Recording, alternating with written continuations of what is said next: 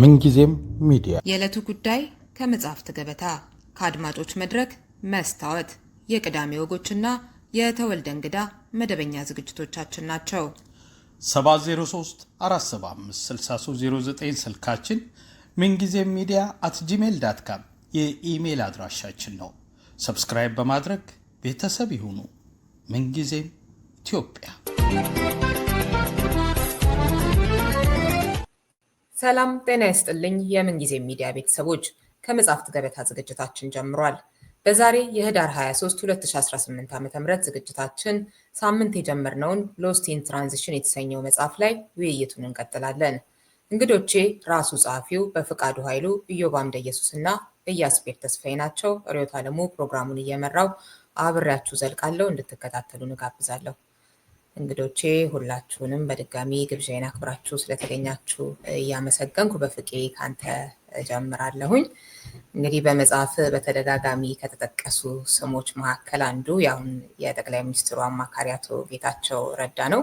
ከጦርነቱ ጋር በተያያዘ እንኳን ከጠቀስከው እንደው በጥቂቱ ለማንሳት ያህል ለምሳሌ እዚህ ቦታ ላይ የምታነሳው according to ጌታቸው ረዳ the TPLF rejected the merger due to the lack of a shared common program and clearly defined bylaws for relationships among members ስላለህና ለምን TPLF ሪጀክት እንዳደረገው መደባለቁን ልበል እሱን የምታነሳበት ቦታ ነው አቶ ጌታቸው የገለጸውን።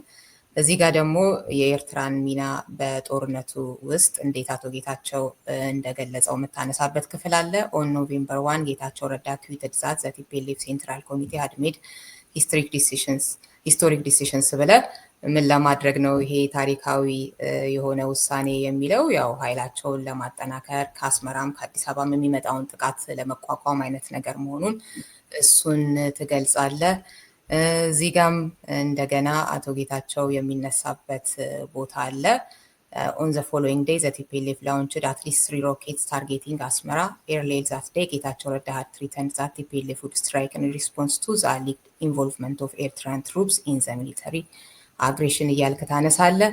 እንደዚሁም እዚህኛው ክፍል ላይ ደግሞ ለምን ጦርነቱን መዋጋት እንዳስፈለገ የሚሰጡ ትንታኔዎችን በጠቅላይ ሚኒስትሩ በኩል አንስተ በአቶ ጌታቸው በኩል ደግሞ ትግራይ acted in self defense ብለ ዲሴምበር 4 2020 ያሉትን ትገልጽና the stated rationales for the war changed over time ትላለ። በየጊዜው እንዴት እነዚህ ምክንያቶች እየተለዋወጡ እንደመጡ ጦርነቱን ለምን እንደሚዋጉ በሁለቱም በኩል ያለውን ታነሳለህና ይህንን ውይይት በምንቀርጽበት እንደ ትላንትና ደግሞ የወጣ ከአልጀዚራ ጋር ያደረገው ቃለ መጠይቅ ነበረ ከማህዲ ጋር አቶ ጌታቸውና አነጋጋሪ ሆኗል እንዳያችሁት። ከመጽሐፍ አንፃር ታሪክን ከሰነድክበት አንፃር በጋዜጠኛውም ይሁን በአቶ ጌታቸው በኩል የተነሱት መለስ ብሎ ሁኔታዎችን የማስታወስ ሆነ የተጠያቂነት ሌሎች ጉዳዮችን በተለይ ከመረጃ አንፃር እንዴት አገኘሃቸው የሚለውን ብትሄድበት ደስ ይለኛል። እኔም በጣም አንተ እያልኩ ልጥራው እንግዲህ አንተ የሚደባለቅ ያው ካለ ማክበር አይደለም እንግዲህ ጌታቸው ረዳ በጣም በተደጋጋሚ ስሙ የተነሳ ሰው ነበር። ያው እንግዲህ አደባባይ ሰው መሆን አንድ ነገር ነው፣ ግን በተለይ በዚህ ትራንዚሽን ውስጥ እኔ የምዳስሰው ገና ከኦሮሞ ፕሮቴስት መጀመር ጀምሮ ስለሆነ ከዛን ጊዜ ጀምሮ ከስልጣን አካባቢ ያልጠፋ ሰው ነው፣ ወይም ካልጠፉ ሰዎች መካከል አንዱ ነው ማለት ነው። እንደውም አሁን አንቺ ጠቃቅሰሽ ያሳየሽን በአብዛኛው ከ2010 ለውጥ በኋላ በተለይ ከቲፒኤልኤፍ ጋር አብሮ ወደ መቀሌ ካፈገፈገ በኋላ የተናገራቸው ናቸው። ግን ከዛ በፊት ራሱ በጣም አወዛጋቢ ሊባሉ የሚችሉ ንግግሮችን ያደርግ ነበረ። በኦሮሞ ፕሮቴስት ጊዜ እሱ የፌዴራል መንግስቱ የኮሚኒኬሽን ኃላፊ ነበረ። እንደውም መህዲ ሀሰን ጋር አሁን ሲቀርብ ያኔም የኦሮሞ ፕሮቴስት ላይ እነዚህ ያህል ሰዎች ተገደሉ ምናምን የሚለውን ዲፌንድ ለማድረግ የመንግስትን አቋም ወክሎ ዲፌንድ ለማድረግ እንዲሁ ቀርቦ እንደነበረ ያስታውስኩ ነበርና በተለይ ደግሞ በዛን ጊዜ የኢሬቻው እልቂት ጊዜ በ2009 የነበረው ኢሬቻ ጊዜ የዛን ጊዜም በጣም አወዛጋቢ ንግግሮችን የተናገረባቸው ጊዜያት አሉ። በተደጋጋሚ በተለይ ክርክሮች ስለነበሩ ክርክሩን ዳስሻለሁ። እንደውም ዲስኢንፎርሜሽን በጣም በቃ ኖርም የሆነበት መሆን የጀመረበት ጊዜ ያኔ ነው ብያለሁ፣ በተቃዋሚዎችና በመንግስት መካከል የነበረውን ክፍተት አስመልክቶ ማለት ነው። እና ከዛን ጊዜ ጀምሮ ነበረ ተቃዋሚዎቹን በአንድ ወቅት እንደውም ጋኔን ናቸው ይህንን ጋኔን ለቆ ጀዋር ላይ ይመስለኛል ትችቱ እና ይሄ ጋኔን በኋላ ጋኔን ናቸው ሳይሆን ጋኔን የለቀቁትን ጋኔን መቆጣጠር የለቀቁትን ጋኔን መቆጣጠር አይችሉም እያለ የተናገረበትና በጣም ከፍተኛ ውዝግብ ያስነሳበት ነበረ። ከዛ በኋላም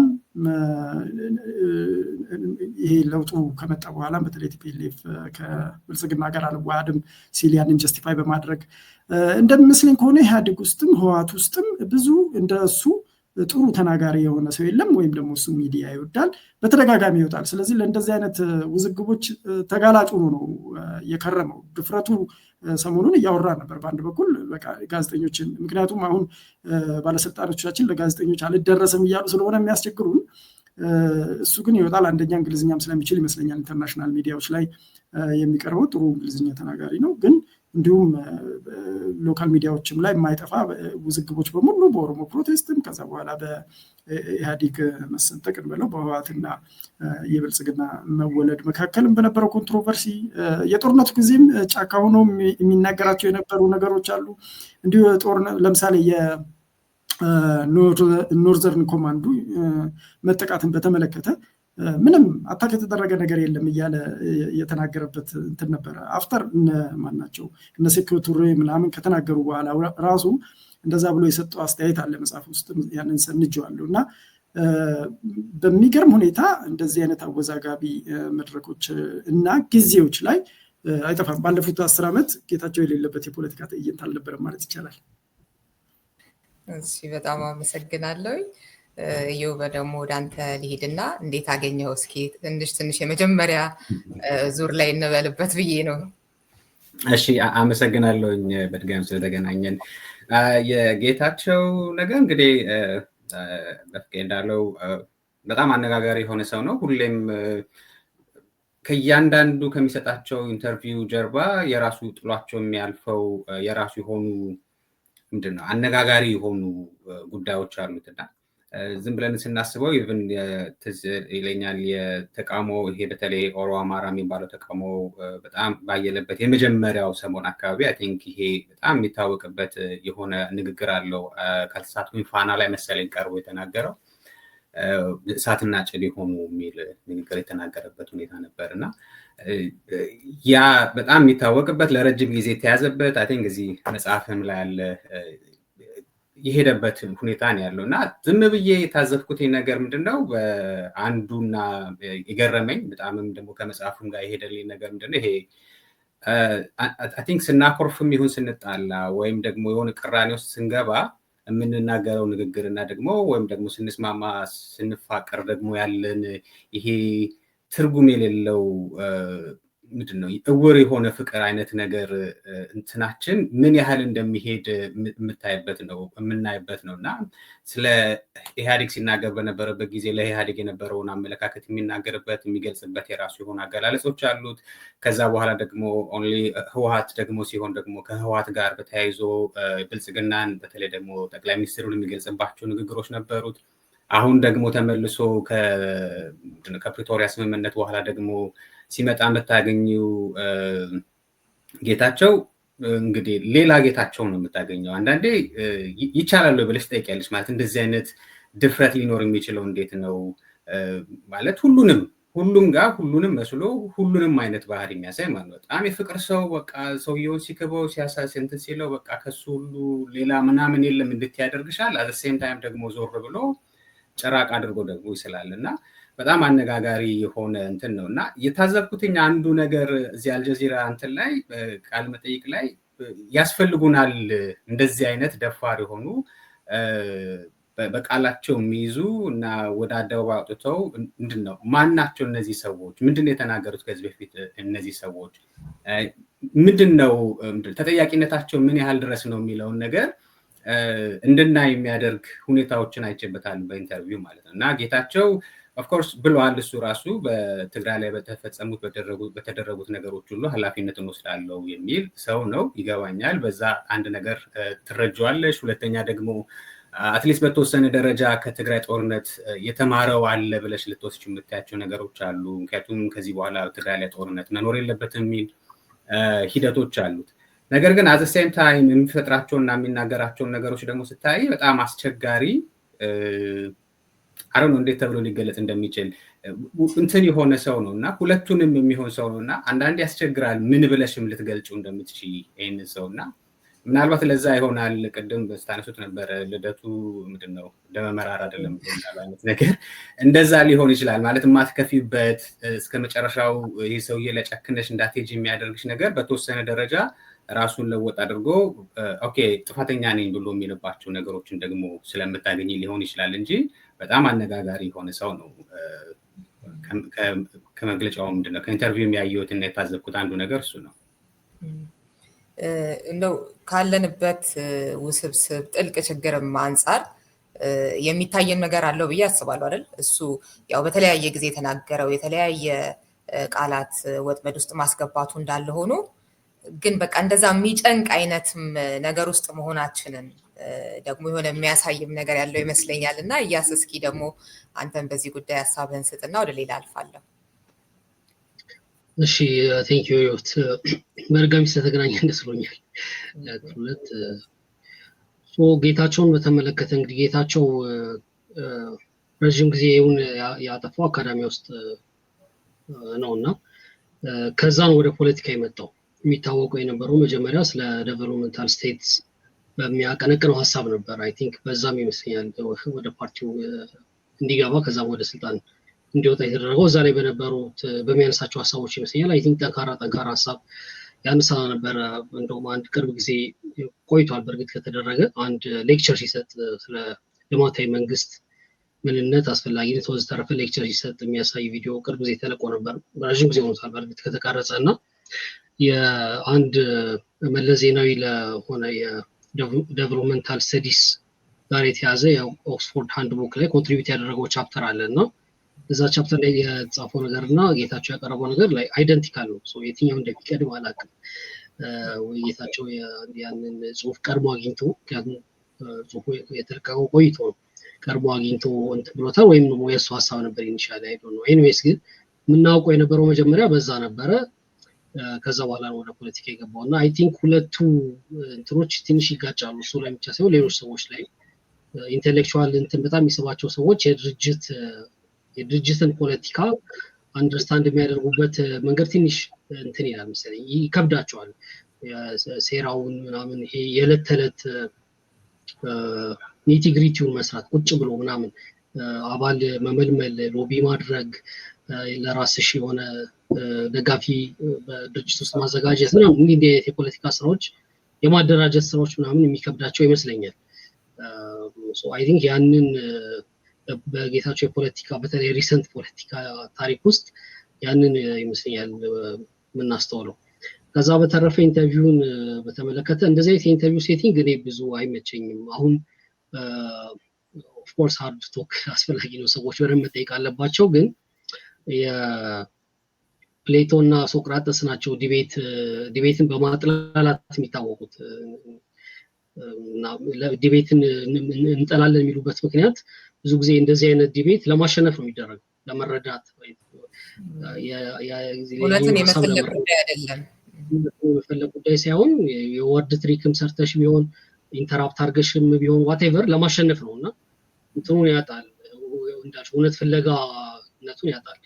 ከዛ ደግሞ የጋዜጠኝነት የአድቮኬሲ የኦፒኒየን ሊደርነት ምናምን ሚናዎች በጣም ተደበላልቀዋል ከዲጂታል ሚዲያ መምጣት በኋላ እና አሁን መህዲ በየትኛው ካታጎራይዝ እንደማደርገው ራሱ አላውቅም። ምክንያቱም እንደ ኦፒኒየን ሜከር እንደ አድቮኬት እንደ ኮሜንታተር በጣም ብዙ ቦታዎች የሚጋበዝ ሰው ነው፣ ብዙ አይነት ንግግር የሚያደርግ ሰው ነው። ከዛ ደግሞ እንደ ጋዜጠኛ ደግሞ እንደዚህ ሃርድ ቶክ ላይ ምናምን ታገኘዋለሽ እና የምፈራው ነገር ምንድን ነው እነዚህን ሃርድ ቶኮች ምክንያቱም አይቻለሁኝ ብዙ ከዚህ በፊት ያደረጋቸው ሃርድ ቶኮች ከቻይናው ሚኒስትር ከነበረ ፎርመር ሚኒስትር ከነበረ ሰው ጋር ከስሪላንካው ሰውዬ ጋር የተለያዩ ሰዎች ጋር ኢንተርቪው አድርጓል እና የራስሽን ስብዕና በዚህ መልኩ ትገነቢና ከዛ በኋላ እንደ አድቮኬሲ ወይም እንደ አድቮኬት እና እንደ ኮሜንታተር ደግሞ ሌላ ቦታ ላይ ለመቅረብ የሚያስችል ስብዕና ማከማቻ ይሆንብኛል ብዙ ጊዜ የምታዘበው ነገር እና እዚህም ኢንተርቪው ላይ እኔ አይ ዶንት ቲንክ ሚን ጌታቸው ብዙ ያልመለሳቸው ጥያቄዎች አሉ። እርግጥ ነው ግን የሰማው ራሱ አይመስለኝም። ጌታቸው እያወራ ቀጣዩን ጥያቄ ነበር የሚያዘጋጀው ወይም ለማንበብ እንትን የሚለውና ያንን ከኮንቴክስት ውስጥ ማስገባት ያስፈልጋል። ከዛ በተረፈ ግን በተለያየ ጊዜ ፖለቲከኞች የተለያየ ነገር መናገራቸው እውነት ነው። ጌታቸው ላይ በጣም ብዙ ጎልቶ የታየ ይመስለኛል በተለይ ኢን ሪሰንት ይርስ። ያን እንግዲህ ፕራግማቲዝም ሊባል ይችላል። እኔ ብዙ አንድ ነገር ላይ ጸንቶ በመቆም አምናለሁ። ጸንቶ በመቆም አምናለሁ ማለት ሰዎች አያርጉም የድሮ አቋማቸውን አይተው ምናምን ማለት አይደለም። ግን የድሮ አቋምሽን ስትተይ ወይም አፕግሬድ ስታደርጊ ራስሽን በህብረተሰቡንም አፕዴት እያደረግሽ መሆን አለበት እንጂ ሰደሊ ድንገት ፍሊፕ ማድረግ አግባብ ነው ብዬ አላስብም። ግን አሁን ጊዜው የፕራግማቲዝም ነው ብዙ ቦታ ላይ እና ብዙዎች ፕራግማቲስት ስለሚሉ በዛ መነጽር ሊታይለት ይችላል። ኦቨርኦል ያለኝ ምልከታ ይመስላል። እሺ በጣም ነው የማመሰግነው። ክፍል አንዳችንን ስናጠቃልል እንግዲህ አንድ ሀሳብ ተነስቶ ነበር እና በተለይ ትውፊታዊ ኢትዮጵያዊነት አቀንቃኞች የሚለውን ሳምንት እንመጣበታለን ብዬ ስለነበር እሱ ጋር ትንሽ ብትል ደስ ይለኛል። በፍቄ ለምን በምሳሌነት የምታነሳቸው የተለያዩ ኃይሎች አሉና ለምሳሌ ኢሳት፣ ግንቦት ሰባት እንደዚህ እያልክ ማለት ነው እና እዛ ውስጥ እንደ ተቋም ኢሳትም ውስጥ የነበርነውን እንደዚህ የተለያየ ኢትዮጵያ አንተ የምትላቸው አይነት ውስጥ ሰዎችን መረመርኩኝ ራሴን ጨምሮም እና አዎ የምትለው አይነት ይሄ ያለፈውን ታሪክ በሙሉ በቃ ትልቅ ብቻ አድርጎ የመሳል በዛ በጣም የመኩራቱ አይነት ነገር የሆነ በቃ አንድ እንደነበርን የማሰቡ እንደዚህ አይነት አመለካከት ያለካቸው በርካታ ሰዎች ልክ ነው አሉ። ግን እንደሱ ብቻ ግን አልነበረም እና እንዴት ነው ከየት ተነስቶ ነው እንደዚህ ያለን አይነት ነገር ብዬ አሰብኩኝ። እንደዚህ ጭፍልቅ ሊያደርገን የቻለው በበኩሌ ለምሳሌ አዎ መጥፎም ጥሩም ታሪክ አለን፣ የሚያሰራም የሚያሳፍርም የሚያኮራም። ያው ኢትዮጵያን እንዳንድ ሀገር አስበን ሁሉም አባቶች የኛ ናቸው አይነት ነገር እንደሱ እያሰብን መሄዱ ያው ይጠቅማል ምን በሚልም ጭምር እንጂ አሁን ይሄ እንደዛ ያለፈው ነገር በሙሉ ምናምን የሚል አይነት ነገር እንደዛ አይነት የታሪክ ንባብም የለኝም እና ብዙ ያለው አንተ ላይ ብቻ ሳይሆን እንደዛ አይነት ነገር እና እሱን ነገር ትንሽ ፈታ ብታደርገው ደስ ይለኛል። አዎ እንግዲህ አይ ቲንክ ትንሽ መጀመሪያ ራሽናል ይሄን እና እንዴት ያንን ተርም ለምን ለመጠቀም ወሰንኩኝ ምናምን የሚለውን ባብራራ ጥሩ ነው። እንግዲህ ሶስት አካላቶች ናቸው በዋነኝነት ትራዲሽናል ኢትዮጵያኒስት ወይም ደግሞ ትውፊታዊ ኢትዮጵያዊነት አራማጆች የምላቸው አሉ። ከዛ ደግሞ ኤትኖ ናሽናሊስት ወይም የዘውግ ኤትኖ ፌዴራሊስት ነው። ኤትኖ ፌዴራሊስት የምላቸው አሉ። የዘውግ ፌዴራላዊያን ወይም ደግሞ የዘውግ ፌዴራላዊነት አራማጆች የምላቸው አሉ። ከዛ ደግሞ ሴሴሽኒስት ወይም የመገንጠል አራማጆች የምላቸው አሉ ማለት ነው። የመገንጠል አራማጆች የሚባሉት በጣም ቁጥራቸው አነስተኛ ነው። ግን እነዚህ መካከል ኦቨርላፕ የለም ማለትም አይደለም። ኦቨርላፕ ብቻ ሳይሆን ስፔክትረምም አለ። ለምሳሌ የትውፊታዊ ኢትዮጵያዊነት አራማጆች የምላቸው ውስጥ ብዙ አይነቶች ሊኖሩ ይችላሉ። ግን ብዙሃኑን የሚገልጸው ምንድን ነው የሚለውን ነው እዛ ላይ ለማስፈር የሞከርኩት ማለት ነው። መነሻዬ ግን ምንድን ነው? በተለይ የኢትዮጵያን ታሪክ ሁለት ነገሮች ናቸው። ፖለቲካና ታሪክ በሚተረክበት መንገድ ነው። የኢትዮጵያን ታሪክ የሚተርኩ ሰዎች ዘግሬት ትራዲሽን የሚሉት አለ ከክብረ ነገስት ከንግስተ ሳባ ጋር ምናምን የተያያዘ በተለይ ደግሞ ቀጣይነትና አንድነት ላይ የሚያጠነጥን ማለት ነው። ስለዚህ የኢትዮጵያ ታሪክ ከንግስተ ሳባ ጀምሮ ያለው እስካሁን ድረስ የዘለቀ ቀጣይነት ያለው ተከታታይነት ያለው እና እንዲሁም ደግሞ ሰማው አንድነት መሰረት ያደረገ ነው የሚል ነው። አስፓይሬሽናቸውም ላይ ወደፊት የሚያልሙት ላይ ፌዴራላዊ ስርዓት እንኳን ቢያርሙ የዘውግ ፌዴራል ስርዓት አይደለም የሚያስቡት፣ መልክዓ ምድራዊ ነው የሚሉት። ከዛ ደግሞ ማዕከላዊ መንግስቱ ከክልሎቹ የበለጠ ጠንካራ ሆኖ እንዲወጣ ይፈልጋሉ ወዘተርፈ ማለት ነው። ሶ ኤኒዌይ ዘ ግሬት ትራዲሽን የሚባለው በታሪክ እነዚህን ሰዎች ነው የሚወክለው ማለት ነው። ከክብረ ነገስት ጋር በተያያዘ ወዘተርፈ ያለው የኢትዮጵያ ትርክት ጋር ትርክት የገነባቸውን ሰዎች ነው። ከዛ በኋላ በተለይ ከ1950ዎቹ በኋላ የመጡ ምንድነው ከ1950ዎቹ በኋላ የመጡትን ሰዎች ካውንተር ሂስትሪ የሚጽፏቸውን ካውንተር ሂስትሪስ ነው የሚሏቸው። እነዚህ ሞጋች ታሪኮች ናቸው የሚሏቸው። ሞጋች ታሪኮች የሚሏቸው የፈጠሯቸው ደግሞ የፖለቲካ ቡድኖች ወይም ኃይሎች ወይም አመለካከቶች አሉ። እነሱን ነው የዘውግ ፌዴራላዊያን ወይም ፌዴራላዊነት አራማጆች እና የተገንጣይነት አራማጆች በሚል የጠራዋቸው እዛ ውስጥ ነው ማለት ነው። በፖለቲካል ሳይንስ ውስጥ የኢትዮጵያ ፖለቲካ ዋናዋን ሲያስተምሩ እነዚህን 3 ካቴጎሪዎች እንትን ይላሉ። ዘ ግሬት ትራዲሽን ቴሲስ አለ፣ የኮሎኒያሊስት ቴሲስ አለ፣ ከዛ ደግሞ የኤትኒክ ኦፕሬሽን ወይም የብሔር ጭቆና ቴሲስ የሚሉት አለ ማለት ነው። እነዚህም ሰምሃው ሊትል ቢት ሞዲፋይ አድርጌ ነው ማለት ነው።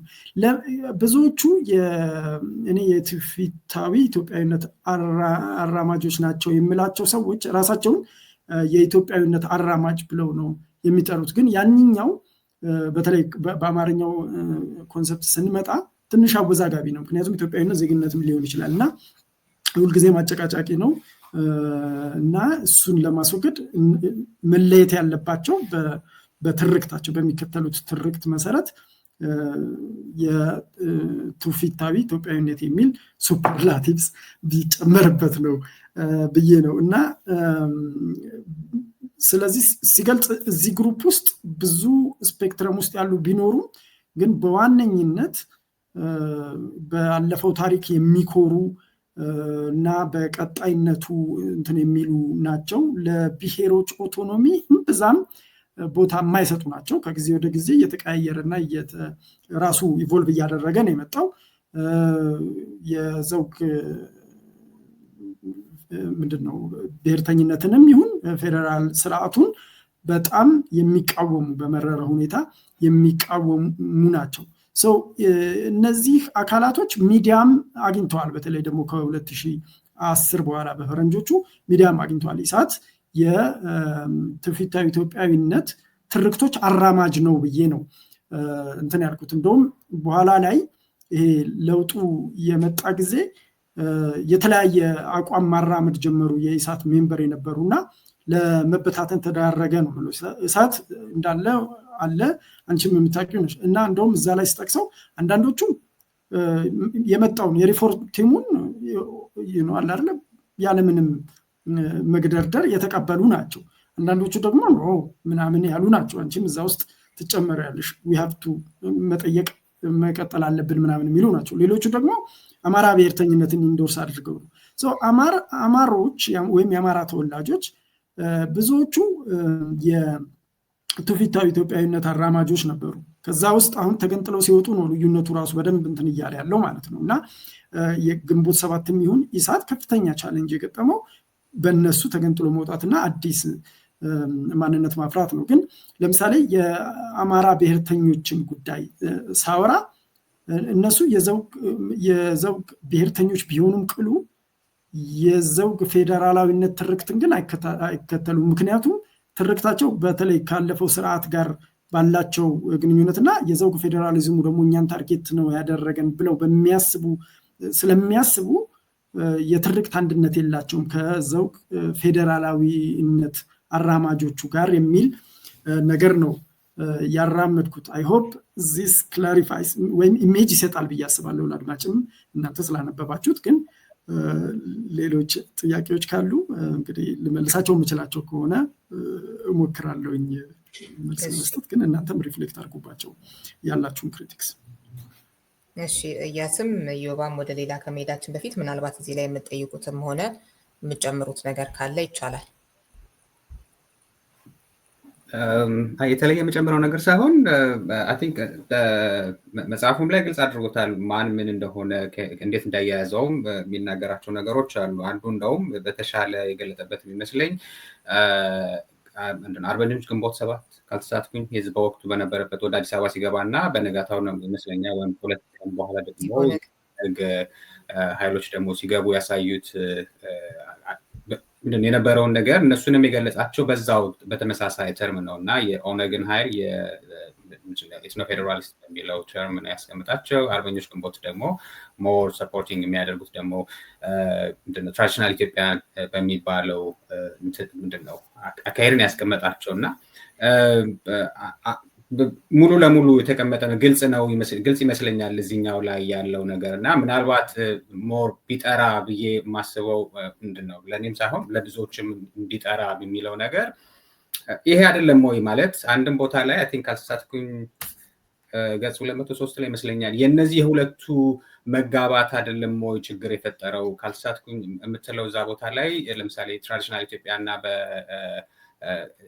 ኢትኖ ፌዴራሊስቶቹ በመካከል በኢትዮጵያ በነበራቸው መጣይድ ወይም ደግሞ ኔክስት ፊውቸር ኢትዮጵያ ላይ ያላቸው የተለያየ አመለካከት የፈጠረው ችግር አንዱ ችግር ይመስለኛል ለለውጡ መክሸፍ ወይም ደግሞ ለለውጡ ወይም ደግሞ ትራንዚሽን ለሚባለው ነገር መደናቀፍ ምክንያት የሆነው እና እሱኛው ነገር አሁንም የቀጠለ አይደለም ወይ የተለየ አዲስ ነገር አለ ወይ ወይም ደግሞ ምናልባት እንደ እይታ ከዛ የተማርነውና አዲስ ምናልባት የያዝናቸው ነገሮች አሉ ወይ ዝም ብዬ ሰሞኑን የሚደረጉትን አይ ዶንት ኖ አዲስ አበባ ላይ በእርግጠኝነት መናገር አልችልም እዚህ አሜሪካ ውስጥ ያሉ ስብስቦች የተለያዩ ጥሪዎች የሚመጡት ህብረቶች የሚነሱት ነገር ተመሳሳይ የሆኑ ነገሮች ናቸው ታርጌት የሚያደርጉት መንግስትን ነው በተለይም ስፔሲፊክሊ ወስደው አብይ አህመድ የሚል ነው እሱ ይወገድ እንጂ ሌላው ችግር የለውም ሰው እሱን ለማስወገድ ደግሞ እንዲረዳ ተመሳሳይ አሁን አንተ ባስቀመጥካቸው አይነት ጎራ ውስጥ ያሉ ሰዎች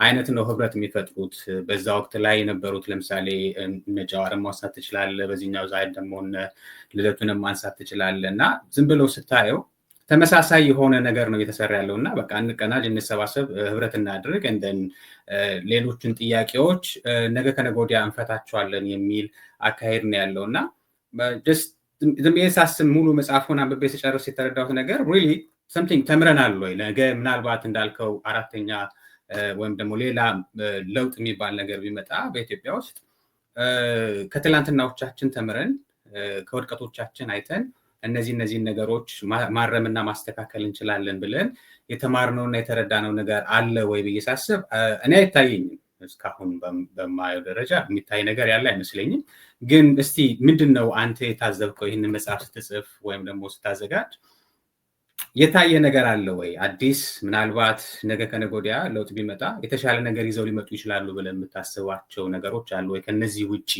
የሆነ ማለት ነው ምናልባት እዚህ ላይ አንድ የሚያወጣ ከሆነ ሐሳቡን ባታነሳውም ትችላለህ ግን ደሆል እኔ ሰሞኑን ዝም ብዬ በተከታታይ የተወሰኑ መጽሐፎችን ለማንበብ ሞክሬ ነበርና የኢትዮጵያ ታሪክ በአጠቃላይ ወይም ደግሞ የኢትዮጵያ ለውጥም እንበለው ኢትዮጵያ እድገትም ውድቀትም የሚነሳው ነገሮች በትግራይ ኦሮሞና አማራ መስተጋብር አይደለም ወይ እነሱ ሲፋቀሩ ኢትዮጵያ ሰላም ትሆናለች እነሱ ጋር የተወሰነ ጸብ ሲኖር ጸቡ አገር ሁሉ ይደርሳልና ምንድነው የሌሎች ማህበረሰብ ድርሻ በኢትዮጵያ ፖለቲካ ውስጥ ማህበረሰባዊ እድገት ውስጥ ወይም ሌሎች ጉዳዮች ውስጥ ያለው ትርጉም ምንድነው የሚለው ነገር ታይቶ ካለ ወይ ምናልባት አይደለም ተመሳሳይ ጊዜ ስላነበብኩት ሊሆን ይችላል አእምሮ ውስጥ ተቀመጠውና ኢትዮጵያን ፖለቲክስ ኦን ኢትዮጵያን ፖለቲክስ ምናምን የሚል አንድ መጽሐፍ አነብ ነበርና የሚያሳየው ነገር ኢቭን ለውጥ ሲመጣ የኢህአዴግ ለውጥ ይሄ ምንድነው 1991 ለውጥ ወይም ደግሞ 83 ለውጥ እንኳን ሲመጣ ጥምረቱ ለውጡን ለመምጣት ምክንያት የሆነው የነዚህ ሶስቱ ጥምረት ነው አሁንም ደግሞ ኦሮ አማራ የሚባለውም ደግሞ ሲመጣ ለውጥ የመጣ የነዚህ ሶስቱ ሂደት ነውና ኢቭን ወደ ጦርነትም ስንገባ ከጦርነትም ስንወጣ ወይም ደግሞ ለውጥ የሚባለው ነገር ሲመጣ እነዚህን ሶስት አካሎች ብቻ ነው የሚያየውና አለ ወይ በኢትዮጵያ ውስጥ ሌሎቹ ማህበረሰቦች የራሳቸውን ድርሻ የሚወጡበት ወይም ደግሞ ሌላው ማህበረሰብ ይሄ ለውጥ የኔ ነው የሚልበት ወይም ደግሞ ኢትዮጵያዊነቱን የተሻለ ኢንተርቴን የሚያደርግበት አካሄዶች አሉት ሆይ እንዴት ነው የሚታየው ይሄ ነገር የሚለው ሪሰንትሊ በጣም የምጠይቀው ጥያቄ ስለሆነ ነው እኔ ኢትዮጵያዊ እንደሆንኩ ነው ራሴን የማስበው ለረጅም ጊዜ እና አሁን መጠየቅ ጀምሬያለሁኝ እኔም ኢትዮጵያ ምላት ኢትዮጵያ አለች የትኛው ናት ምናምን የሚለው ነገር ጥያቄ ነውና ነኝ ወይ ሪሊ ኢትዮጵያዊ ነኝ ወይ እኔ ራሴ የምላቸው ነገሮች ማለት ነውና እስቲ እንዴት ነው ምናልባት እናንተ ምትመስሉ ልግባ እንዴ ገባ በነገራችን ላይ ኢትዮጵያዊ ምንድን ነኝ እንደሚል ስትል ምን ትዝ አለኝ መስፍን ነጋሽ ከአመታት በፊት ከ10-15 ምናምን አመት በፊት ነው መሰለኝ በተለይ ኢትዮጵያዊነት ምናምን የሚለው ላይ ዲቤት እናደርግ ነበርና የሆኑ ዲቤቶች መተው ነው እና ምን የሚል አርቲክል ጽፎ ነበር እኔ በቃ ብሔራዊ ብሔረሰባዊ አይደንቲቲ የለኝም ኢትዮጵያዊ ነኝ ምናምን የሚል ከተሜ በጣም ብዙ ነው እናቀው እና ምን አለ እኔም የለህም ይሉኛል እውነት የለሁም ወይ ጽሁፍ ጻፈና ኢትዮጵያዊ ነኝ የሚለው የለም ተብሎ ነው በተለይ በዘውግ ፌዴራላዊነት አራማጆች መካከል በተለይ ኢትዮጵያዊ ነው ማንነቴ ምናምን የሚለውን እንዳለ አይቀበሉትም ኤኒዌይ የፖለቲካችን ዲቤት ነው ግን በብሔር አይን ስንመለከተው ከዚሁ ከመጽሐፉ ሞጣ ብዬ እንትብል ማለት የዛሬ 50 ዓመት ራሱ የተጻፉ መጽሐፎችን ስንመለከት ራሱ የብሔረሰብ ጉዳይ ሲነሳ በብዛት የሚነሳው የኦሮሞ አማራና የትግራይ ጉዳይ ነው እና ሂስቶሪካል ሲግኒፊካንሳቸው ነው መግቢያ ላይ ትንሽ ጠቅሼዋለሁ እና የሚገርመው እቺ ባርባራ ዋልተር የምትባለው ሃው ሲቪል ዋርስ ስታርት የሚለው መጽሐፏ ላይ ኢትዮጵያን አልፎ አልፎ ትጠቃቅሳለች እንደምሳሌ እና ስታነሳ ምንድነው ብዙ አገሮች ብዙ ብሔረሰቦች ምናምን አሉባቸው ምናምን ይባላል ግን ሁልጊዜም ቢሆን የፖለቲካል ኮንቴንሽን ወይም ውጥረቶች እንትን የሚሆኑት ማዕከል የሚሆኑት 2-3 ናቸው የሚሆኑትና ለምሳሌ በኢትዮጵያ ብዙ ብሔረሰቦች አሉ ይባላል ግን ፖለቲካው የኦሮሞ አማራና የትግራይ ተወላጆች ነው ብላ ትላለች ማለት ነው በጣም ብሪፍሊ ነው እንግዲህ ኢትዮጵያን ስትጠቅስ እንደዚህ የምትለው ማለት ነው እና ኢትዮጵያ የሶስቱ እንደውም የማህበራዊ ሚዲያ ቀልዶችም አሉ የሶስቱ ብሔረሰቦች አሁን ግን የሆነ የሚመስለኝ ከማርካኪ ባለፈውም ስጠቅሰው ነበር ብሪፍሊ ከማርካኪስ ትርክት ባሻገር ዘላስቱ ፍሮንቲርስ የሚለው ደገኞችና ቆለኞች ወይም ደግሞ ምንድነው የመሀል ሀገር ሰዎችና የፐሪፈሪ የዳር ሀገር ሰዎች ፖለቲካ ነው በቃ ሁለቱ ናቸው የመጨረሻዎቹ ፍሮንቲሮች ይላል ለኔ ግን አሁን ትግራይ በነበረው ታሪካዊም በብዙ ነገሮች ብቻ የመሀል ሀገር ፖለቲካ አካል ነበር አሁን ያለፈው ጦርነትም ይሁን ያሁኑ የሞት ሽረት ትግሎች በመሃል የመቆየት ወይም ደግሞ ኮምፕሊትሊ የመውጣት በቃ በሁለቱ መካከል ያለ የሞት ሽረት ተጋድሎ አድርጌ ነው የምመለከተው ማለት ነው እና የኢትዮጵያ ሁለቱ ፍሮንቲርስ ፖለቲካው የብሔረሰባዊነት በጣም የተጫነው ስለሆነ የሁለቱ ነው ብዬ ነው የማስበው ሁለቱ ለምሳሌ አማራ ብሔርተኞችና ኦሮሞ ብሔርተኞች አሉ ሁለቱ አስፓየር የሚያደርጉት የተለያየ አይነት ነው በዚህ እንትን ብንል የአማራ ብሔርተኞቹ የሚቀርባቸው የትውፊታዊ ኢትዮጵያዊነት ትርክት ምለው ነው የኦሮሞ ብሔርተኞች ደግሞ የዘውግ ፌዴራላዊነት ትርክቱ ነው የሚቀርባቸው በዚህ አስተሳሰብ ዙሪያ ሌሎችንም ያሰባስባሉ ለምሳሌ እዛ ላይ የተጠቀሰው ነጃዋር የሲዳማን ሪፈረንደምን በተቀዳሚነት ሲያቀነቅኑ ነበር የነበረው በዘውግ ፌዴራላዊነት ሐሳባቸው ነው ማለት ነው እና የየራሳቸውን አላይ ይሰበስቡና እነዚህ ሁለቱ እንትኖች ለምሳሌ ፕሬዚደንሻል ካንዲዴትስ ቢመጡ ከሁለቱ ልክ እንደ ቱ ፓርቲ ሲስተምስ የኛ የሚሆነው የሚመስለኝ ከዚህ በኋላ ሁለቱ ፍሮንቲርስ ምላቸው እነዚህም ሁለት አካላት ነው ከዚህ በላይ ጊዜ ባልወስድ ጥሩ ነው ከመጽሐፉም ውጪ ነው በነገራችን ላይ ግማሹ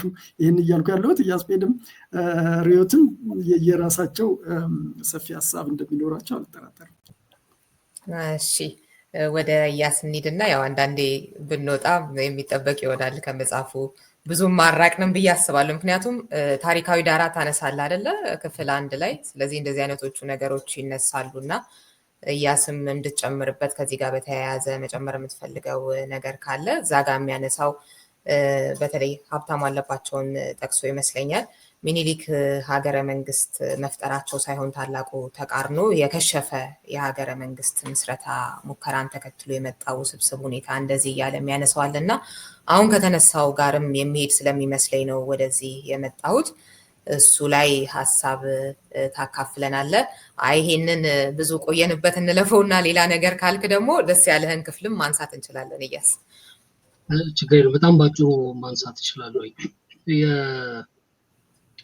እንግዲህ ያለፈው ጉዳይ መነሳት ያለበት ያው ስትራክቸራል መዋቅራዊ ምክንያቶቹ ምንድን ናቸው፣ አሁን ያለንበት ሁኔታ የዳረጉ መዋቅራዊ ምክንያቶች ምንድን ናቸው የሚለውን ለመረዳት ነው። አይ ቲንክ ትክክል ነው በፍቃዱ ማንሳቱ እያስባለሁ። ግን ቦታ አይበቃውም ደግሞ በጣም በዝርዝር ሊሄድበት ቢል ሰው እሱንም አንደርስታንድ አደርጋለሁ። በዚህ ክፍል አንድን ሳያይ ይህን ውይይት ክፍል አንድ ሳያይ ክፍል ሁለትን ተመልካች ካለ በዚህ አጋጣሚ የበፍቄ መጽሐፍ በጣም ጥሩ እና መነበብ ያለበት መጽሐፍ ነው። ባለፈው ደም ስትረስ አድርገናል እሱን። እዚህ ሀገር እንደምታውቂው በእግሩ እየሄደ ሚሊዮነር የመሆን 100 መንገዶች የመሆኛ 100 መንገዶች የሚል መጽሐፍ የሚሸጥ ሰው ባለበት ሀገር እንደ በፍቃዱ አይነት ሰው መጽሐፍ ሲጽፍ በጣም መነበብ አለበት ያስባለሁ። መጽሐፉ በጣም ኢምፖርታንት መጽሐፍ ነው። እንዳልኩሽ ለመረዳትም የመጣንበትን መንገድ ፕሪዲክት ለማድረግ ፓተርኖቹ በስርዓት አጥንቶ ቀጥሎ ምን ሊሆን ይችላል የሚለው ላይ በእውቀት የተሞላ መላምት ለመያዝ በጣም ወሳኝ መጽሐፍ ሆኖ ነው ያገኘሁት። እሱን ድጋሜ ለማንሳት ብዬ ነው። ያለፈ ታሪካችን እና ያለፈ ታሪካችን የሚዘውረውን ፖለቲካችን ስናይ አይ ዶንት ቲንክ እኔ የምንስማማ አይመስለኝም ማለት ነው። የምንስማማ አንድ ነገሮች ላይ ሰጥቶ መቀበል ሊኖር ይችላል ምናምን፣ ግን ኮምፕሊት አግሪመንት እና ሃርመኒ ላይ ልንደርስ የምንችል አይመስለኝም። ያሉት ኤሊቶቻችንንም የህዝቡንም ሁኔታ ንቃተ ህሊናችንን ሁሉንም ሳይ ምንደርስ አይመስለኝም እና ከዛ ይልቅ ሼርድ ፊውቸር ናሬት ማድረግ ብንችል የሚል ሀሳብ ነው የመጣልኝ። ይህንን ምዕራፍ ሳነብ የበፍቃዱ መጽሐፍ ምን ማለት ነው? ኦልሬዲ እንግዲህ ያው በፍቃዱ የኦርዌልን ጠቅሶ መጽሐፉ ላይ የኋላን ታሪክ የተቋጠረ እንዴት ወደፊት ለመቋጠር ጉልበት እንደሚሰጠው ፖለቲካዊ ጉልበት እንደሚሰጠው ያነሳል። ያስማማኛል። ግን እኛ አሁን ኢትዮጵያውያን የገጠመን አይነት ችግር ተገዳዳሪ የብሔር ትርክቶች ወይም ተገዳዳሪ የብሔር ማንነቶች ያሉባቸው በጣም በርካታ ሀገሮች አሉ።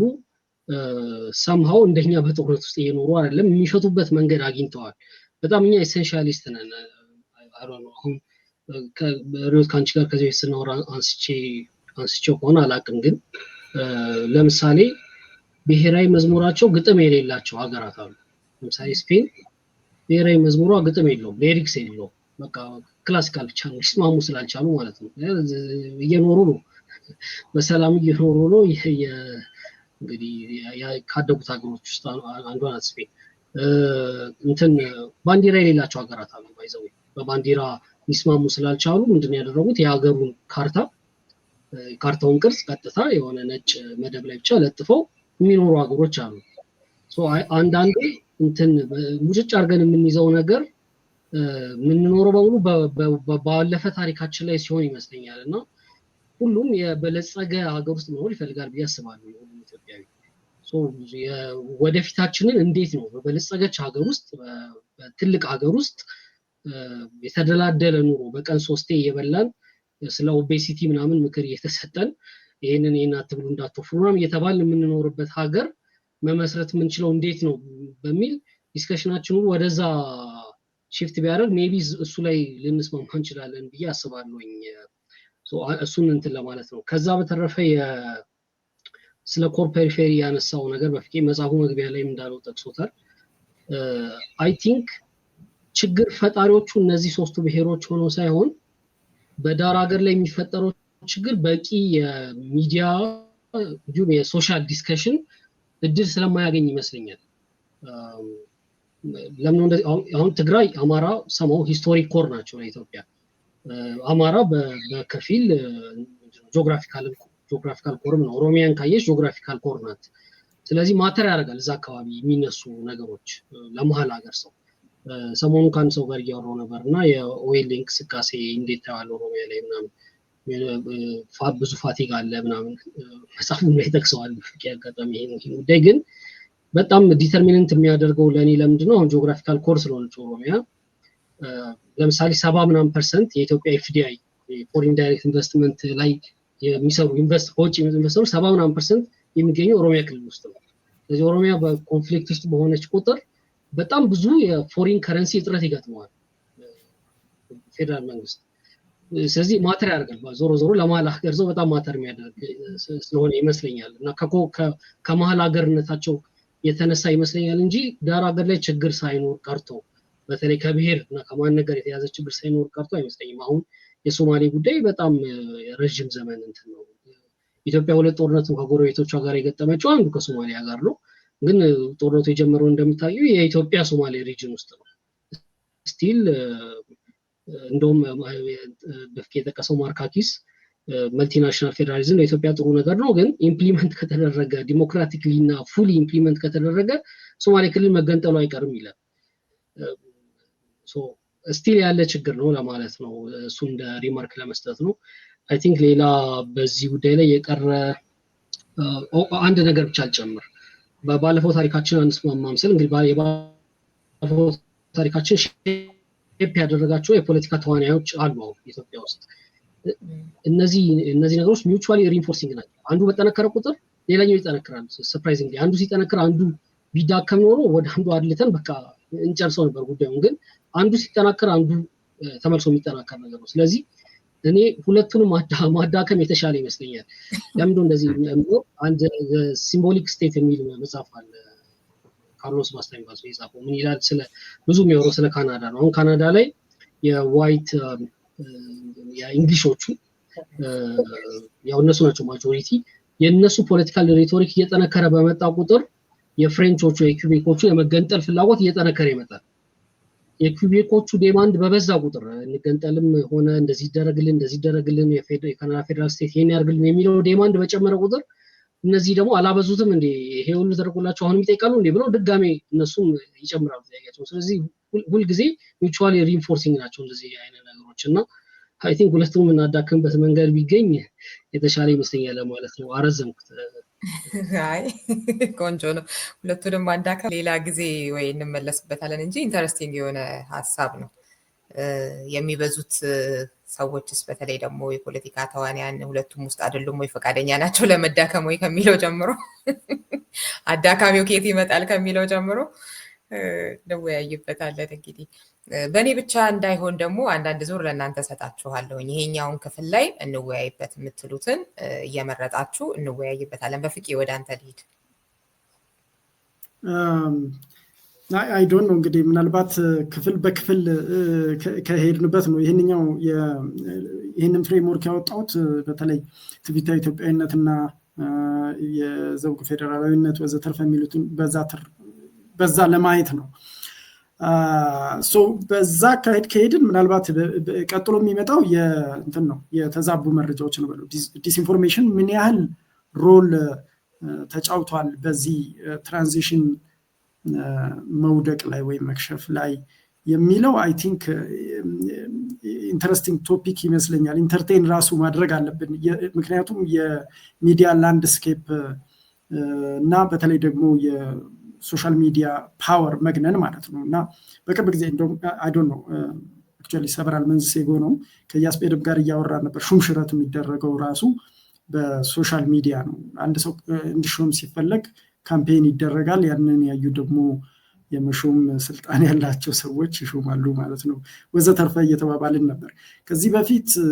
አሁን እንግዲህ በተለይ ማህበራዊ ሚዲያ ከበፊት ጀምሮ ለሚከታተል ሰው ለውጡን በጣም ኖቲስ ማድረግ የሚችል ይመስለኛል እና በፊት ለምሳሌ የመንግስት ባለስልጣናት አልነበሩም። ከለውጡ በፊት ማለት ከ2010 በፊት የመንግስት ባለስልጣናት ሶሻል ሚዲያ ላይ ብዙም አይታዩም። ዶክተር ቴድሮስ አድሃኖም ብቻ ናቸው።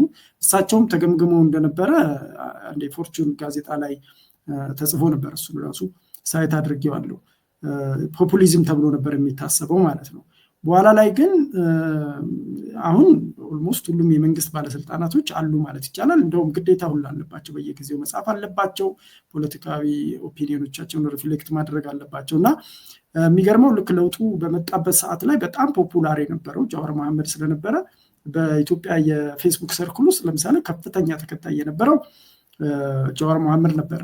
አሁን ግን አብይ አህመድ እጥፍ ነው የሚበልጡት በተከታይ ብዛት ማለት ነው። ሚዲያዎችንም ስንመለከት እንደዛው ሚዲያዎቹ ሜንስትሪም ሚዲያዎች ስናወራ በተለይ የመንግስት ሚዲያዎች የሚባሉት ኔቲቪ እና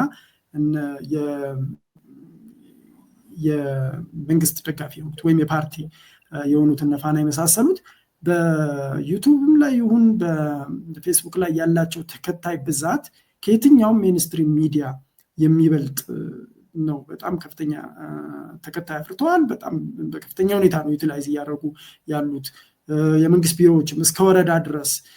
ከዛ ውጭ ደግሞ የሚዲያ አርሚ የሚባሉም መጥተዋል እና ቤዚክሊ በፊት ተቃዋሚዎች ኢፌክቲቭሊ ይጠቀሙበት የነበረውን ፕላትፎርም አሁን መንግስት እየተጠቀመበት ነው። ቲዮሬቲካሊ ስንመለከተው ነገሩን ደግሞ ሌሎች ኢምፔሪካል ሪሰርቾችንም ተመልክቼ ነበረ። በመቶ ምናምን ሀገሮች 192 ምናምን ሀገሮች ላይ የተሰሩ ለ20 ዓመታት የተሰበሰቡ ዳታዎች ላይ የተሰሩ ጥናቶች ናቸው እና ማህበራዊ ሚዲያ በተለይ ዲስኢንፎርሜሽን የተዛቡ መረጃዎችን ተጠቅመው አምባገነኖች የበለጠ ስልጣናቸውን እያራዘሙና የበለጠ ተቀባይነት እያገኙ ሌጂቲሜሲ እያፈሩ ነው የመጡት። ማህበራዊ ሚዲያም በአግባቡ የሚጠቀሙ በተለይ በተዛቡ መረጃዎችን ቢሆን ገጽታቸውን መገንባት የቻሉ አውቶሪታሪያን ሀገሮች ውስጥ ያሉ መንግስታት ተቀባይነታቸው በዝቷል። ራሊ የድጋፍ ራሊ ራሱ በተደጋጋሚ እያዩ ነው እና ያ ትሬንድ በብልጽግና በተለይ ይሄ አሁን በቃ ለውጡ ያመጣው ወይም ትራንዚሽኑ ያመጣው ልንለው። ስለዚህ በጣም ይሁንታ ለመሸመት በከፍተኛ ሁኔታ እየተጠቀመበትና ዩቲላይዝ እያደረገው ነው እና ከቲዮሪውም ጋር ደግሞ በጣም አላይመንት ባለው ሁኔታ ነው እንትን እያለ ያለው እና ብዙ ግን በዚህ ጉዳይ ላይ ውይይት የተደረገ አይመስለኝም እና ምናልባት እሱ ላይ ሪፍሌክት ብናደርግ ደስ ይለኛል። መጽሐፉን የማያነቡ ሰዎችም ስለሚበዙ በዚህ አጋጣሚ በእንደዚህ አይነት መልኩ ውይይት አጀንዳው ቢነሳ በጣም ደስ የሚለኝ ነገር ነው። አሁን በፍቄ ያነሳው ነጥብ አለ ከዲስኢንፎርሜሽን ጋር ተያይዞ በመጽሐፉም በክፍል 2 በሰፊው የሄደበት በኢትዮጵያ ኬዝ ብሎ ምን ነገሮች ሆነዋል የቅርብ ጊዜውን እንኳን እነ ለማ መገርሳን እንደ ሙሴ የታዩበት የተሳሉበት የሚዲያውን ትርክት በተመለከተ ብርጋዴር ጄኔራል አሳምነውንም ጭምር ንግግር ይጠቅሳል። እንደገና የሰበርናቸውን የሽመልስን የትግራይ ጄኖሳይድ የኖ ሞር ሃሽታግ እነዚህን ጭምር በማንሳት ምን አይነት ሚና ነበረው፣ መረጃን እንዴት ነበር የምንጠቀም የነበረው፣ አስተሳሰቦችን እንዴት ይቀርጽ ነበር የሚለውን ከተለያዩ የፖለቲካ ተዋንያን አንጻር ያሳየን ነገር አለና እሱ ላይ አሁን ያነሳውንም ጭምር ብዙ ኖቲስ አልተደረገም ብሎ ጉዳይም ከግምት ውስጥ በማስገባት ዮባም እያስም ማስተያየት ብትሰጡ ደስ ይለኛል። እሱ ክፍል ላይ ወደ ሌላ ከመሄዳችን በፊት ዮባ። እሺ አመሰግናለሁ። ማለት አሁን ምንድነው በተለይ ፌስቡክ፣ ዩቲዩብ አሁን ደግሞ ቲክቶክ እነዚህ ነገሮች በጣም ከመጡ በኋላ በኢትዮጵያ ውስጥ ያለው ብቻ ሳይሆን በሆል ወርልድ ያለው የሚዲያ ምንድነው ግንኙነቱ ተቀይሯል እና ሌላ ኢሜጅ ነው ያለው። አሁን በፊት የነበረው ነገር ምንድነው ኢቨን ፌስቡክ እንኳን ብለን ብንል አብዛኛው ሰው ፌስቡክ የሚጠቀመው የነበረው ሰው አትሊስት በሆነ ደረጃ ማገናዘብ የሚችል በተወሰነ ደረጃ የትምህርት ባክግራውንድ የነበረው ምናምን አይነት ሰው ነበረ እና ኢቨን ኢንፎርሜሽኑ ቢመጣም አንዱ እዚህ መጽሐፍ ላይ የሚነሳው ነገር ክሪቲካል ቲንኪንግ የሚባል ነገር አለና አሰፌዝ ቫሊዩ አልነበረም ሁሉንም ነገር ተቀብሎ እንደመጣ የሚረጨውና ወይም ደግሞ ይጓዝ የነበረው። አሁን ግን ከምንድን ይሄ ቴክኖሎጂው በጣም ከምናስበው በላይ በፍጥነት ነው የሚሄደው። በኢትዮጵያ ኮንቴክስት ደግሞ ያንን ያገናዘበ እድገት አይደለም ያለን ማለት የማህበረሰባዊ እድገታችንና የቴክኖሎጂዎቹ እያደጉ ያሉበት ወይም እየሄዱ ያሉበት ፍጥነት ከኛ ማህበረሰብ ጋር የተስማሙ አይደሉም።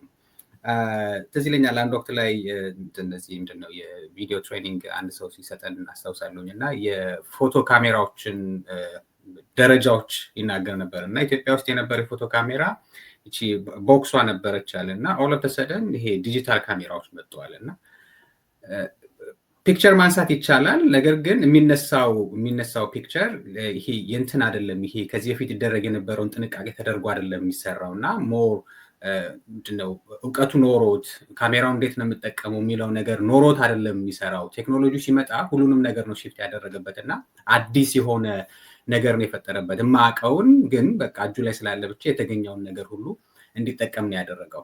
እሱን ስንመለከት በኢትዮጵያ ውስጥ ብዙ የሆኑ ለውጦች አሉ። የዛኑ ያህል ደግሞ አሁን በፍቄም እንዳስቀመጠው መጽሐፉም ላይ እንዳለው የሚመጡት መረጃዎች፣ የሚነሱት ኢንፎርሜሽኖች፣ የሚወጡት ነገሮች ሚዛናዊ የሆኑ አይደሉም ወይም ደግሞ ይሄ ማህበረሰቡን ያገናዘቡ አይደሉም። የተገኙት ነገሮች ሁሉ በተለይ ይሄ የብሔር ፖለቲካው የሚቃኛቸው ስለሆኑ እያንዳንዱ ነገር የኔን ይደግፋል የኔን እንትን ይይዛል የሚባሉት ነገሮች ናቸውና የሚመጡት የተሻለ ሚዛናዊ የሆኑ መረጃዎችን የሚገኙባቸው አይደሉም። ሚዲያዎቹ መብዛታቸው በራሳቸው ችግር ላይሆን ይችላል። ነገር ግን ሚዲያው ላይ ኢንቮልቭ የሚያደርገው ሰው የዛን ያህል በአእምሮም ይሁን በምንድነው በሶሻል ፋብሪካው ዝግጅት የበለጸገ ወይም ደግሞ ያደገ ሰው ነው የሚባልበት ደረጃ ላይ ደረሰን አይመስለኝም እንደ ማህበረሰብ ማለት ነውና በዛ ሁኔታ ውስጥ ደግሞ ይሄ ምንድነው አምባገነኖች ሊጠቀሙበት የሚችሉት የራሳቸው አካሄዶች አሏቸውና መረጃዎችን ኢንፎርሜሽኖችን በመስጠት ማህበረሰቡን ለራሳቸው ሐሳብ ብቻ ለማስገዛትና ለማስኬድ የሚያደርጓቸው ሂደቶች አሉና ያኛው ነገር በጣም ያመዘነበትና የኢትዮጵያንም ነገር ዲተርሚን ያደረገው እሱ ይመስለኛል። እያንዳንዱ እንቅስቃሴዎቻችን አሁን የሚወሰኑት በፖሊሲ አይደለም የሚወሰኑት እንትና ፓርቲ ምን ፖሊሲ ያለው እንትና ምን አይነት አመለካከት አለው ምናምን ሳይሆን ሚዲያው ምንድን ያለው ነው አሁን ዲተርሚን የሚያደርገው ህዝቡን የሚነዳው ኮሙኒኬትም የሚያደርጉት ሰውን በዛ ነውና ምንም አይነት ምንድን ይሄ ፊልተር የሚደረግበትና የሚጣራበት ብዙ ነገሮች የሉ። አንዱ ምናልባት ሊሰራበት በኢትዮጵያ ውስጥ ልንሰራ የምንችልባቸው ነገሮች አሮ ነው እንዴት ይሰራል የሚባለው ነገር ይሄ ክሪቲካል ቲንኪንግ የሚባለው ነገር ማዳበር የሚቻልበት ነገሮችን እንደወረዱ የመቀበልና የማስተጋባት የሚባለው ነገር መቀነስ የሚቻልባቸው ነገሮች ቢኖሩ የተሻለ ነገሮች ሊኖሩ ይችላሉ። ምናልባት ለወደፊት ለውጦችን ልናመጣ የምንችልባቸው ነገሮች ሊኖሩ ይችላሉ። ነገር ግን አሁን ባለው ደረጃ ግን ስንመለከተው ከዚህ በፊትም የነበረው ያለፉት 7 ዓመት የሄድንባቸው ለውጡ በመጣባቸው ጊዜያቶች የሄድንባቸው ሂደቶች ብቻ ሳይሆን አሁን እንኳን ያለንበት ነገር ተመሳሳይ ነው እና ዝም ብዬ አንዳንድ ጊዜ እንትን እላለሁኝና እውነቱ የቱ ነው ብለን የምንጠይቅባቸው ነገሮች አሉ። ሪሰንትሊ ሀፕን ባደረጉት ነገሮች እንኳን ብንመረምር ይሄ ምንድነው መደንገጥ አይደለም ወደ አሁኑ ውስጣችን የመጣው አንድ በጣም አስከፊ ነገር ዜና ሲወጣ ወይም ደግሞ በቅርቡ ሰምተናል አይደል ከሳቱኛ አማራ ክልል ይመስለኛል ይሄ በሴቶች መደፈር ላይ የወጣ ቁጥር ነበርና በጣም የሚያስደነግጥ ነው። በዚህ ጦርነት ውስጥ የሚመጣው ኢንፎርሜሽን መረጃዎች የሚያስደነግጥ ነውና የምናገኘው ነገር ወይም ደግሞ ያለው ምላሽ ምንድነው ወይም ደግሞ ሚዲያው ላይ የሚሰራው ነገር ምንድነው ያንን ነገር ምንድነው እህቶቻችን ላይ የደረሰው ነገር የሚያስደነግጠን እንዴት ነው ከዚህ ነገር ልንወጣ የምንችለው የሚለውን መፍትሄ ለማምጣት ሳይሆን እንዴት ነው ያንን ለፕሮፓጋንዳ የምጠቀምበት ወይም ደግሞ ለኔ አጀንዳ የምጠቀምበት የሚባል አካሄድ ነው ያለውና ኢቭን በጣም በሚያስደነግጥ በሚያሳፍር ወይም ደግሞ ደንግጠንበት ልንቆም በሚገቡን ነገሮች ውስጥ የምንግባባበትን ምንድነው ምህዳር አልፈጠረልንም አሁን ያለው የሚዲያ አካሄድ ማለት ነው። ከዛ አንፃር ስናየው ሙሉ መጽሐፉ ላይ የምናገኘው ነገሮች አንዱ ለውድቀቱ ለለውጡ መውደቅ ሊሆን ይችላል ኢትዮጵያ አሁን ላለችበት አንዱና ትልቁን ሚና የተጫወተው የሚዲያዎች ድርሻ ትልቅ ነውና ያ ነገር በጣም መታየት በደንብ መሰራትና እንዴት ነው ከዚህ ነገር መውጣትና ምናልባት ሚዛናዊ የሆኑ ነገሮችን ማስኬድ የምንችልበት ኢቭን ሚዛናዊ የሆኑ ሚዲያዎች የሚደገፉበትና የሚያድጉባቸው መንገዶች እንዴት ነው መፈጠር ያለበት የሚለው መሰራት ያለበት ይመስለኛል። እዚህ ላይ የልጅ መናገር የምፈልገው ነገር መጠየቅ የምፈልገው ነገር ይሄ ምንድነው የማህበረሰባችን ድርሻ ምንድነው የሚለው ነገር መፈተሽና በተወሰነ ደረጃ መጠናት ያለበት ይመስለኛል። ቤሳስብ ኦኬ ሚዲያው ላይ የሚቀመጡ ሰዎች በቃ ለራሳቸው የሆነ ነገር ለማግኘት ሲሉ የሚያደርጓቸው የሚሰሯቸው ነገሮች አሉ። አሁን በፎሎወር ስለሆነ አብዛኛው ነገር ያለው ዩቲዩብም የሚሰራው እንግዲህ በተመልካች ቁጥር ስለሆነ ተመልካችን ቁጥር ለማግኘት የሚስቡ በጣም አግሬሲቭ የሆኑ መረጃዎችን ሊያቀርቡ ይችላሉ። ወይም ደግሞ ካለው ከያዙት የትግል አንፃር ትግሉን የሚደግፍ ነው ስለተባለ ብቻ ይዘዋቸው የሚሄዱት መረጃዎች ሊኖሩ ይችላሉ። ነገር ግን እንደ ማህበረሰብ ለሚነሱ ጉዳዮች የሚኖሩ ምላሾች ምንድናቸው የሚባለው ግን የሚሰራው አይ ቲንክ ኦንሊ መንግስት ላይ ብቻ ወይም ደግሞ ሚዲያው ላይ ብቻ የምንጥለው አይመስለኝም እና ወደኋላ መለስ ብለን በተለይ እኔ ይሄ የሃይማኖት ተቋማቶች ያላቸው ድርሻ ምንድን ነው የሚለው ነገር መታየትና ማህበረሰቡን በመስራት ደረጃ ለእንደዚህ አይነት ነገሮች በጣም አስነዋሪ ነገር ለሆኑ ነገሮች የሚሰጡትን ምላሽ እንዴት ነው እነዛን ማረምና ማስተካከል ያለብን የሚለውን ነገር መሰራት ያለበት ይመስለኛል። እንዴት ነው የሚደረገው የሚለው ለኔም በጣም አስቸጋሪ አሁን የሚጨንቀኝም ነገር ቢኖር እሱ ነውና በተወሰነ ደረጃ ከዚህ በፊት በቸርች ሲስተም ውስጥ እንዳለፈ ሰው አሁን ሳስበው ምንድን ነበር ስሰራ የነበረው ብዬ ራሴን እንድጠይቅ ያደርገኛል። ምክንያቱም ወደድንም ጠላን ኢትዮጵያ ካልተሳትኩኝ 90% አማኝ የሚባልባት ማህበረሰብ ነው እና ይሄ ማህበረሰብ ነው ሲገድል ሞቶ የሚገድለው፣ ሲዘርፈው ሞቶ የሚዘርፈው፣ ሌላም ነገር የሚያደርገው በአንድም በሌላ መንገድ እዚሁ እኛው እጅ ላይ የነበረ ማህበረሰብ ነው እና የኛ ድርሻ እንዴት ነው? በምን መንገድ ነው ይሄንን የምናየው፣ የምንቀርፈው፣ የምናስተካክለው የሚለውን ነገር ቁጭ ብለን እንድናይ መደረግ አለበት ብዬ እላለሁ እና ይሄ መጽሐፍ አንዱ እንድጠይቅ ያደረገኝ ነገር እሱ ነው እና በተለይ ይሄ ዲስኢንፎርሜሽን የሚባለውን ነገር ሳስብ እንዴት ነው ምላሽ መስጠት የምንችለው የሚለውን ነገር ከዚህ አንጻር ነው ለማየት የሞከርኩትኝ። ካረዘምኩት ይቅርታ። እንዴት ነው ምላሽ መስጠት የምንችለው እንግዲህ እንደ ማህበረሰብ የሚለው ላይ እንግዲህ ከሚዲያም ከፖለቲካም ኃይሎች ውጭ ያለውን ነው ዮባ እንደገባኝና ቅድም ያነሳው ነበረ። በፍቄ ደግሞ በተለይ አሁን የመንግስት ሰዎች ምን አይነት ሁኔታ እየተጠቀሙበት እንደሆነ ሶሻል ሚዲያውን እና ትርክቶችን ከመቅረጽም እንደዚህ አንጻር በዛና ብዙ ነገሩ አሁን እየቀነሰ የመጣ ወይም ደግሞ በጣም በቅርብ ጊዜ ውስጥ የሚቀንስ እንደዚህ አይነት ተጽዕኖ አይመስልህም? እያስ ጨምረህ እንድታየው የፈለግኩት ማለት የሆነ ጊዜ ላይ የሆነ አይነት የውሸት መረጃ ምናምን እንዲህ ብሎ እኮ ያመነው ነገር የሆነ ውሳኔ የወሰነበት ነገር ውሸት ሆኖ ሲያገኘው እንደዚህ አይነት ነገሮች ሲደጋገሙ ያንንም ያለማመን አይነት ነገር።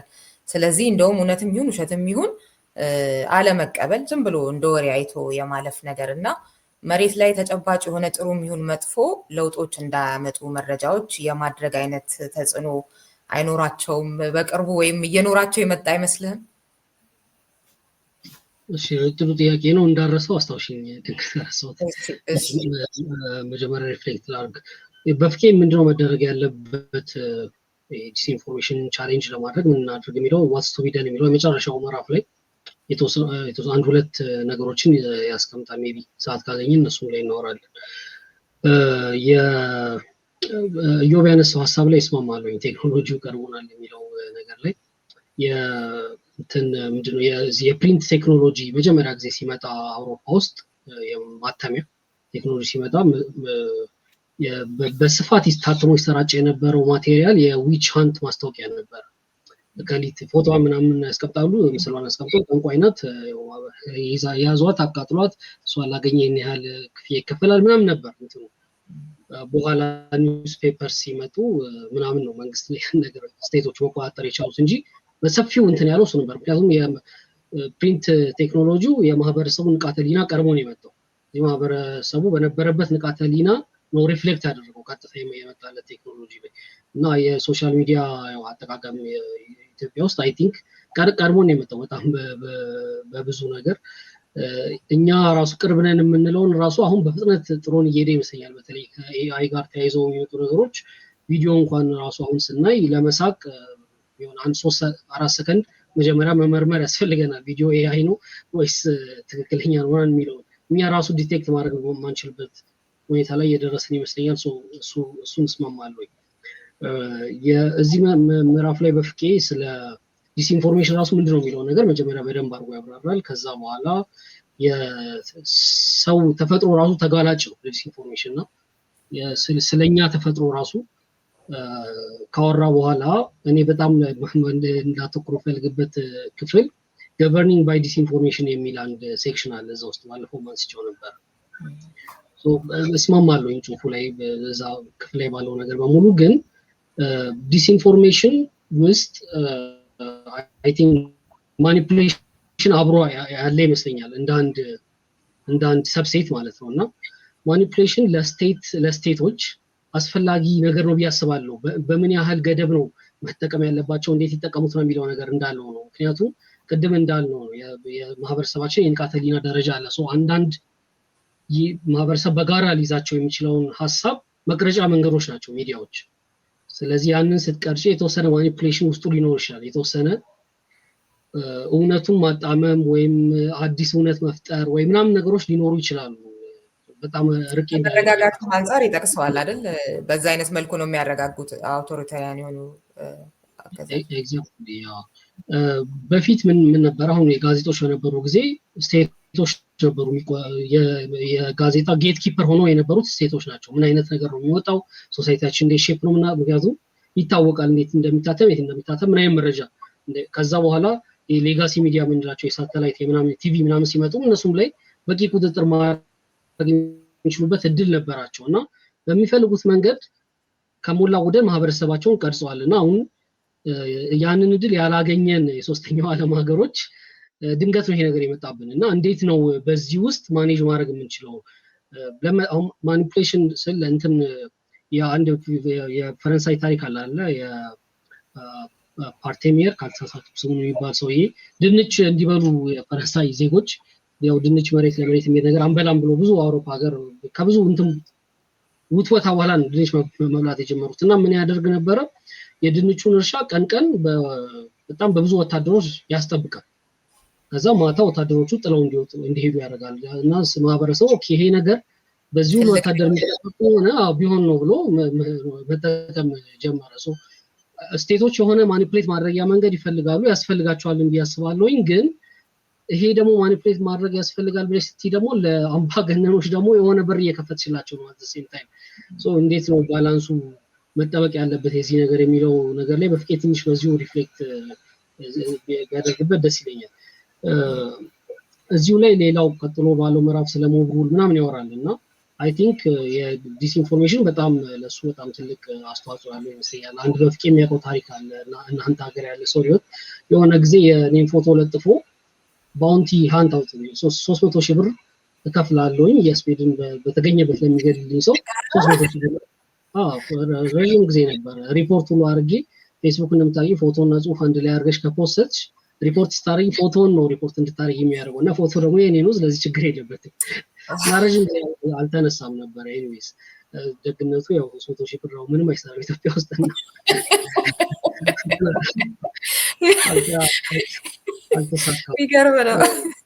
ግን ለሞብ ሩል የነበረው አስተዋጽኦ በጣም ትልቅ ነው። ብዙ ቦታ የተገኘው የዶክተሩ ታሪክ አለ። በጣም ለብዙ ነገር አስተዋጽኦ አድርጓል ሶሻል ሚዲያ። በሌሎች ሀገራት ቁጥጥር ስር መሆኑም ራሱ አንድ ሪስክ ነው ብዬ አስባለሁ። ማለት የኢትዮጵያን ስቴት አይደለም የሚቆጣጠራቸው እነዚህ ነገሮች መልቲናሽናል ኮርፖሬሽኖች ናቸው። ከዛ ደግሞ የሆነ ሀገር ኢንተረስት ሊኖር ይችላል። አሁን ትዊተር ላይ እንደምናየው ለምሳሌ ራይት ዊንግ ኢንተረስት ምን እንደሚንጸባረቅ ትዊተር ላይ ያያየው እነሱ ነገሮች ሁሉ ኮንሲደር በማድረግ የሆነ ያህል ሩም ልንተው ይገባል ብዬ አስባለሁ። በፍቄ እዚህ ላይ ሪፍሌክት ቢያደርግበት ደስ ይለኛል። የመጨረሻ ወደ አንቺ ጥያቄ ስመለስ ያው ይታወቃል እንዴት እንደጀመረ ይሄን ነገር መንግስት በፊትም ይሰራበት ነበረ።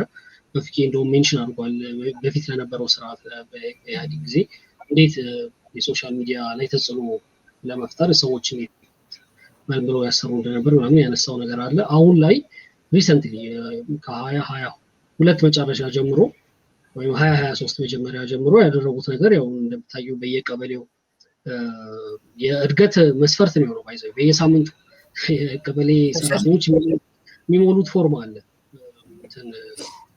ይሄን ያህል ፖስት ይቻላል ይሄን ያህል ኮሜንት አድርጌያለሁ የሚልና እንደ ለእድገት ለማግኘት ከሚያስፈልጉት ነገሮች አንዱ መስፈርት ሆኗል። ያለውን 57 የሴክተር መስሪያ ቤቶች ኢትዮጵያ ውስጥ ተመሳሳይ ስራ እንዲሰሩ ተደርጓል። ሌጋሊ ስፒኪንግ የፓርቲ አባላቶች ናቸው እንደዚህ እንዲደረጉ የሚደረገው ግን የሲቪል ሰርቫንት ውስጥ ሆነች ደግሞ የፓርቲ አባል ካልሆነች የሚደርስብሽን ነገር ታውቂያለሽ። ለዛ ነው 16 ሚሊዮን ምናምን አባል ያለው ይታወቃል። ያንን ሁሉ ተጠቅሞ ነው በዛ ሁሉ የሰው ኃይል ነው እየሰራ ያለው።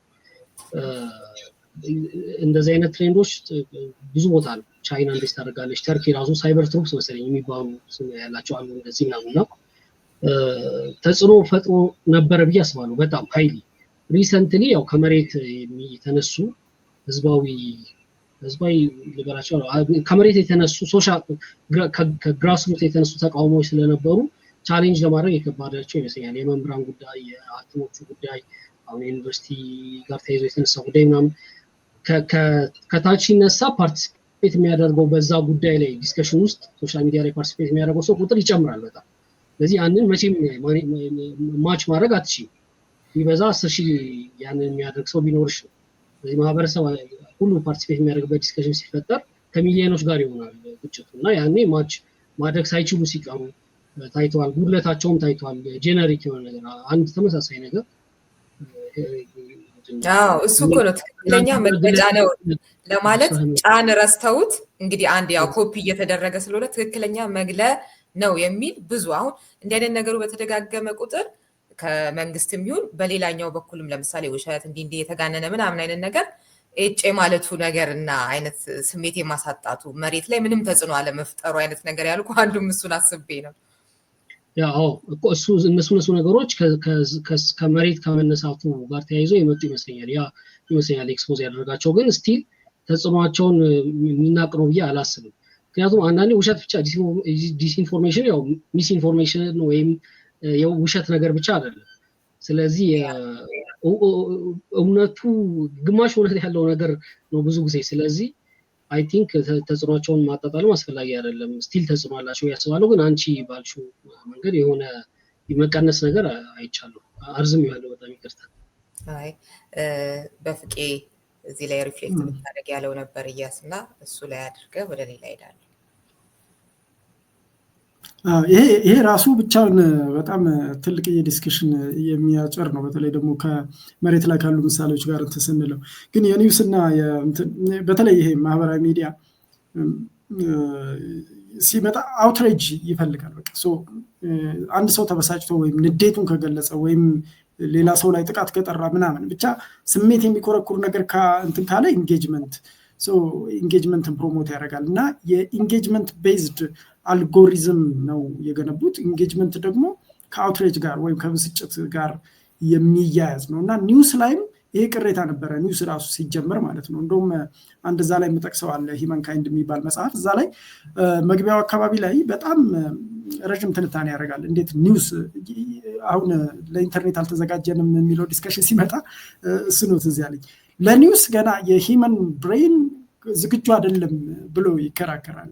ምክንያቱም የሚያበሳጩ ነገሮችን ብቻ መርጦ ስለሚያወጣ ብዙ ጥሩ ነገር እንኳን ቢኖር ያንን ብቻ ነው አጉልቶ ይዞ የሚመጣው። ምክንያቱም መሸጥ የሚችለው እሱ ስለሆነ አሁን ማህበራዊ ሚዲያ ላይ እያየን ያለ ነው እንደዛ ነው። የተዛባ መረጃ ይሁን ምናምን ብቻ ግጭት ሊቀሰቅስ የሚችል ነገር ሲሆን የበለጠ ተደማጭነትም ተከታይም ያገኛል። ስለዚህ ይሄ ኢንጌጅመንት ቤዝድ የሆነው አልጎሪዝም ነው መቀየር ያለበት እንደ መጀመሪያ እንደ ርምት እርምጃ። ስለዚህ አልጎሪዝሚክ አካውንታቢሊቲ የሚሉት ነገር አለ። እንደዚህ አይነት ነገር ሲመጣ መጀመሪያ አልጎሪዝማቸውን አንደኛ ለተጠቃሚው እንደ ፕሪፈረንስ መኖር አለበት።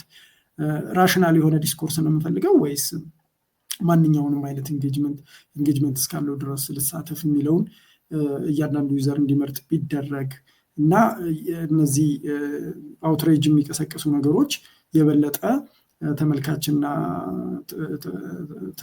ታዳሚ የሚያገኙበት እድል እንዲቀነስ ቢደረግ ይሄ በጣም አስፈላጊ ነው። ኢንተርናሽናል ስታንዳርዶችን ቢኖሩ ጥሩ ነው። በተለይ ግን መንግስታት አሁን ዲስኢንፎርሜሽንን ተጠቅመው የማህበራዊ ሚዲያ ላይ አምባገነን መንግስቶች ራሳቸውን እያደረጁና ተቀባይነታቸውን እየጨመሩ ነው። ዲሞክራሲያዊ ስርዓቶች ደግሞ ተቋማዊ እምነቶቻቸው እየተሸረሸሩባቸው ነው ወዘተርፈ። በተለይ አምባገነን መንግስታት የራሳቸውን ተቀባይነት ለመጨመርና የውሸት ገጽታ ለመገንባት የሚያደርጉት ነገር ሪስፖንሲቢሊቲ ስለሚፈልግ ዓለም አቀፍ ስታንዳርድ ያስፈልጋል። እንዴት ነው መንግስታት ማህበራዊ ሚዲያን መጠቀም ያለባቸው? ለምሳሌ አርሚ ከፍሎ ማሰማራት አግባብ ነው? የመንግስት ባለስልጣናት እንዴት ነው ኢንጌጅ ማድረግ ያለባቸው ከዜጎቻቸው ጋር ወዘተርፈ የሚለው ነገር የሆነ ህጋዊ ልጓም ሊበጅለት ይችላል በአገር አቀፍ የሚሆን በዓለም አቀፍ ደረጃ ማለት ነው። እነዚህን የመሳሰሉ በርካታ ነገሮች። ሌላው ግን ይሄ ክሪቲካል ቲንኪንግ ማንስተሃል ከካሪኩለም ጀምሮ ነው። አሁን የቴክኖሎጂ ዘመን ነው። እንግዲህ ቴክኖሎጂውን አቮይድ ማድረግ ስለማንችል ራሳችንን አፕግሬድ ነው ማድረግ ያለብን።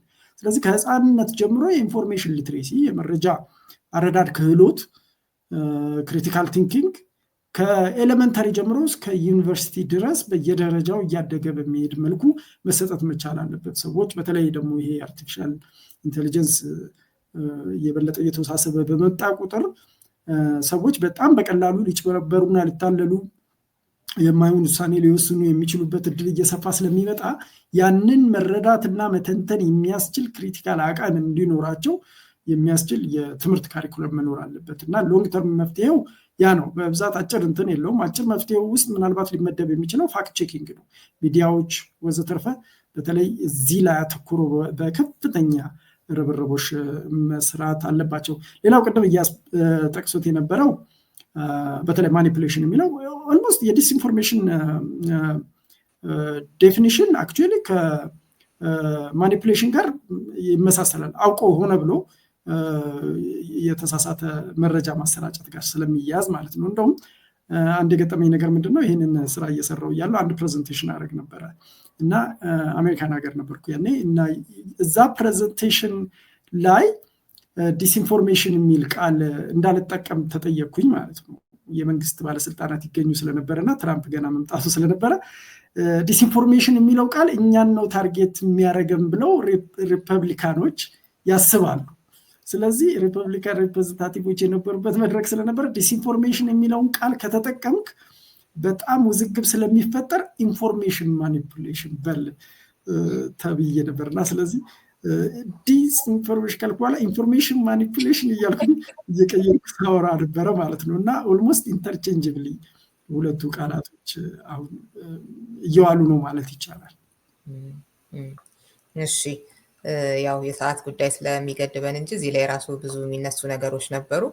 ዮባ ወደ አንተ ልሂድና አንተ ደግሞ ብናነሳ የምትለውን ክፍል ወይንም ሀሳብ አንሳልንና ሌሎቻችን ደግሞ ሪፍሌክት እናደርግበታለን። ሚዩት ነህ። በተለይ ይሄኛውን ምናምን ለማለት ሁሉንም ማንሳት ብቻልና መወያየት ብቻ በጣም ጥሩ ነው። ኢንካሬጅ ማድረገው ማንኛውንም ሰው ይህንን መጽሐፍ እንዲያነበው በተሻለ መጠን እንዲያገኘውና እንዲያነበው ነው ኢንካሬጅ ማድረገው። ምክንያቱም ጀስት እንትን አይደለም ዝም ብሎ መጽሐፍ የሆነ ቦታ ላይ ተጻፈ ምናምን የሚባል ነገር አለ። ኦልሬዲ እንዳለውም እሱ ከ2014 እስከ 2022 ባለው ያሉትን ነገሮች ምንድን የተካሄደው የሚለውን ነገሮች አጭር ስብሰባ አድርጎ የቀረበ ነው እና አጭር ሲባል በጣም እኔ ቁጭ ብዬ ከትላንት ወዲያ የሆነች ፕሮጀክት ሳገኝ ማድረግ የነበረው ነገር ምንድነው እንትኖቹን አይ ነበር ወደኋላ ተመልሼ ፉትኖቶቹ ላይ የተቀመጡትን የዩቲዩቦችን የተለያዩ እንትኖችን ተመልሼ ወደኋላ ለማየት ሞክር ነበር እና በጣም ብዙ ነገሮች ምንድነው እንትን ታደርጊያለሽ አይደል? ቅድም እንዳልሽው ብዙ መረጃዎች ከመምጣታቸው የተነሳ ታልፊያቸዋለሽ እንደ መርሳት የሆነ ነገር ይሆናል እና እንደዛ እንድታስቢ የተሻለ ግንዛቤ ይፈጥራል ብዬ አስባለሁ። አንድ ነገር ግን እንደውም ብንነጋገርበት ደስ የሚለው ነገር ይሄ መጽሐፍ ለማ የሚለው ነገር ነው። እሱ መጨረሻ ላይ የሚያስቀምጣቸው ሰዎች አሉና ያው በተለያዩ ሰዎችን ይጠቅሳል። እኔ አንድ መጨመር የምፈልገው እዚህ ቦታ ላይ እና እንደውም የተወሰነ ነገር ብትሉበት ደስ የሚለኝ ማን ይህንን መጽሐፍ ማንበብ አለበት ከሚባለው መካከል በጣም ወጣቶች ሆኑ በተለይ ይሄ ጄንዚ የሚባሉት ቢያነቡት ብዬ እላለሁኝ። አንዱ ያንን እንድል ያደረገኝ ነገር አንደኛው ምዕራፍ ላይ የመግቢያው ሀሳብ ይመስለኝ አንድ የጠቀሰው ነገር አለ። ከዚህ በፊት የትግራይ ወጣቶች ይህንን ነገር ሲናገሩ ተሰማ ይመስለኛል። የ80 ዓመት ሰውን ለማኖር የ20 ዓመት ሰዎች ወደ ጦርነት መሄድ የለባቸውም የሚል ነገር የተናገሩት ነገር አለ እና እዚህም መጽሐፍ ላይ እንደ መግቢያ ካስቀመጣቸው ነገሮች አንዱ ምንድነው ወጣቶቹ ሳያውቁና ሳይግባቡ ይጣላሉ። በምክንያቱም ምንድነው ሽማግሌዎቹ ወይም ደግሞ አዛውንቶቹ አውቀውና እንትን ያሉት ስለሆነ የሚል ሀሳብ ያለው አንድ መግቢያ ያለውና ጄንዚዎች በተለይ ቢያነቡት የምልበት አንዱ ምክንያት ምንድነው ይሄ ነው። በቃ ማለት ስፔሻሊ ሪሰንትሊ በጣም ትልቅ ጥሪ የሚደረገው ለነሱ ነው። ተነሱ፣ ተሰብሰቡ፣ ውጡ፣ ይሄን አድርጉ፣ ያን አድርጉ የሚባል በጣም በተወሰነ ደረጃ እኔ የማልስማማበት አሁን መደረግ አለበት፣ ነገር ግን አሁን ባለችው በአሁኑ ኢትዮጵያ ውስጥ መሆን አለበት ብዬ የማላስበው ነገር ግን የሚደረግ ጥሪ አለ እና አንዱ ሊረዳ የሚችለው ነገር ምንድን የተካሄደው የሚለው ነገር ማነው ስቲል ጠሪዎቹ ተመሳሳይ የሆኑ ሰዎች ስለነበሩ ማናቸው እነዚህ ሰዎች የሚጠሩት ምንድን የተካሄደው ከየት ተነስተን የት ደረስን እዚህ ጋር የደረስንበት ምክንያት ምንድነው ከዚህ በኋላ ስላለው ነገር ምን መማር እንችላለን የሚለውን ነገር የሚያሳይ ስለሆነ እነዚህ ወጣቶች ላይ የተሻለ ኢንቨስት ማድረግም አለብን ብዬ ስለማምን እነሱ ይሄንን መጽሐፍ እንዲያነቡት ቢደረግና ለነሱ ተደራሽ የሚሆንበት መንገድ ቢገኝ የተሻለ ይመስለኛል ብዬ እላለሁ። ምክንያቱም ኢትዮጵያ ውስጥ አሁን እየተደረገ ያለው ነገር ኦብቪየስሊ እናውቃለን። አሁን ጄንዚ የሚባሉት በተለይ ይሄ በጣም ወጣቶቹ ስልጣን ላይ ወጥተው ሀገር ይመራሉ ብለን አይደለም ወደ ውጡ አድርጉ ምናምን የምንለው እና የተወሰኑ ሰዎች ሊመሩ ያሉ ሰዎች አሉ። ፌር ነው፣ እንስማማለን፣ መደረግ ያለባቸው ነገሮች ነው። ነገር ግን ለምን ዓላማ ወዴት ነው የሚመሩን ምንድን ነው የሚያደርጉት የሚለው ነገር ግን መሰራትና መፈተሽ ወደኋላ ተመልሶ መታየት ያለበት ጉዳይ ይመስለኛል እና ዝም ብለን ሰዎቹን ከመከተል ዝም ብለን ምንድነው ይሄ ሚዲያው ላይ ያለውን ነገር አሜን ብሎ ከመቀበል ስለሚረዳ ይሄንን መጽሐፍ በዛ መንገድ ማየትና መመርመር ቢቻል የተሻለ ይመስለኛል እና እኔ በጣም ሪኮመንድ አደርጋለሁ ለነሱ። እንደውም በፍቄም በዚህ አጋጣሚ መጠየቅ የምፈልገው ምንድነው የታሰበ ነገር አለ ወይ? እንዴት ነው ይሄንን መጽሐፍ በተለይ ኢትዮጵያ ውስጥ ያሉ ወጣቶች እንዲያነቡትና እንዲረዱት በተለይ በጣም ያንግ የሆኑ ያለፈውን 7 ዓመት ወደዚህ ፖለቲካ እንትን ውስጥ የገቡ ወጣቶች እንዲያዩትና እንዲረዱት የሚቻልበት መንገድ አለ ወይ የሚለውን ነገር ማንሳትና ማውራት ብቻ የተሻለ ይመስለኛል። እሺ አመሰግናለሁ። ምናልባት በፍቄ የትርጉምን ጉዳይ መሰለኝ ያነሳው ዮባና መጨረሻ ላይ ላነሳለ የነበረው ነበር። በዚሁ አንስተን መሄድ እንችላለን። የት ይገኛል ከሚለው ጀምሮ እንደዚህ አይነት ፕሮግራሞች ሲሰሩ የሚጠይቁ ያው የአንባቢ ጉዳይ ቅድም እያስ እንዳለው ነው። እንዲህ አይነት ፕሮግራሞች ምን ያህል ሰው ይስባሉ፣ ምን ያህል ሰው አንባቢ ነው እና የሚለው እንዳለ ሆኖ ግን ጥቂትም ቢሆኑ የት እናገኘዋለን የሚሉ ጥያቄዎች ይኖራሉ እና እሱን መልስልን እስኪ በዛው። እንግዲህ ገና እዚህ ሀገር ውስጥ እየተሰራጨ አይደለም። የተለያዩ አማራጮችን ለማግኘት እየሞከርኩ ነው። አንዱ ማነቆ የሆነው በእንግሊዝኛ መሆኑ ነው። ያናገርኳቸው አሳታሚዎችም በአማርኛ ቢሆን ኖሮ እናትማለን፣ የእንግሊዝኛ መጽሐፍ ብዙ ሞቲቬሽናል ሲሆን ነው እንጂ ፖለቲካል ይዘት ያለው ብዙም ተፈላጊ አይደለም ብሎኛል አንድ ታዋቂ የመጽሐፍ አሳታሚ እና እነሱ ቻሌንጆች አሉ። ስለዚህ የትርጉም ስራም እያሰብኩ ነው፣ ግን ትንሽ ረዘም ያለ ጊዜ የሚፈጅብኝ ይመስለኛል። ተረጉመዋለሁ አትሊስት እንዲኖር ስለምፈልግ በአማርኛ። ግን ከዛ ውጪ እንግሊዝኛውም ቢያንስ በተወሰነ ኮፒ ደረጃ ታትሞ የሚሰራጭበትን እና ለውይይት ቢያንስ አንዳንድ ላውንች ኢቨንቶችን ማዘጋጀትን ቢሆን ለውይይት የሚቀርብበትን እድል ለማድረግ እንሞክራለን። ግን ገና አማራጮች እየፈለኩ ነው። በቂ አማራጭ የለም እዚህ። እሺ እያስ ከዚህ ጋር በተያያዘ አንድ ጉዳይ ላይ እንደው ሀሳብን ብትሰጥ ደስ የሚለኝ ለማን ነው የተጻፈው አይነቱን ነገር ሲያነሳ ዮባ እየቆሙ ሪፍሌክት ለማድረግ አሁን ወደፊታችንንም ለመገመትም ሆነ የምንይዛቸውን አቋሞች የተሻለ ለማድረግ ከዚህ ቀደሙ አንጻር አንደኛው የሚረዳን ለዚህ ነው ይሄ መጽሐፍ የሚል ነገር አንስታል። እርግጥም እንደዛ ነውና ግን በአብዛኛው እንደዛ ያደርጋል ወይ የኛ ሁኔታ ማለት ነው መጽሐፉ ሳይሆን ለእንደዚህ አይነት ነገር የመጠቀም ነገር ይኖራል ብለህ ታስባለህ ወይ? በተለይ በፖለቲካ ተዋናዮች ዘንድ ይሄኛው መንገድ ትላንትና አላስኬደኝም ስለዚህ ይሄኛው መንገድ ሊያስኬደኝ ይችላል አይነት ነገር ካልሆነ በስተቀር በትክክል አይ ልክ እኮ አልነበርኩም ምናምን አይነት ነገር ብሎ ሪፍሌክት የማድረግ አይነት ነገሩ ለእንደዚህ አይነት ነገር የመጠቀም አይነት ነገራችንን ስትገመግመን ምን እንመስላለን? እስኪ እሱንም ትንሽ ብትል ደስ ይለኛል። አይ ቲንክ እዚህ ላይ ሁላችንም የራሳችን ስትሮንግ ኦፒኒዮኖች አሉን። እኔ መጽሐፉ ስጽፍ በዋነኝነት የፖለቲካ ልሂቃኖችን እና ኢትዮጵያ ኤክስፐርቶችን ለመድረስ ነው መጀመሪያ ሳስብ የነበረው። ግን በኋላ ላይ ስራው ዴቨሎፕ እያደረገ ሲሄድ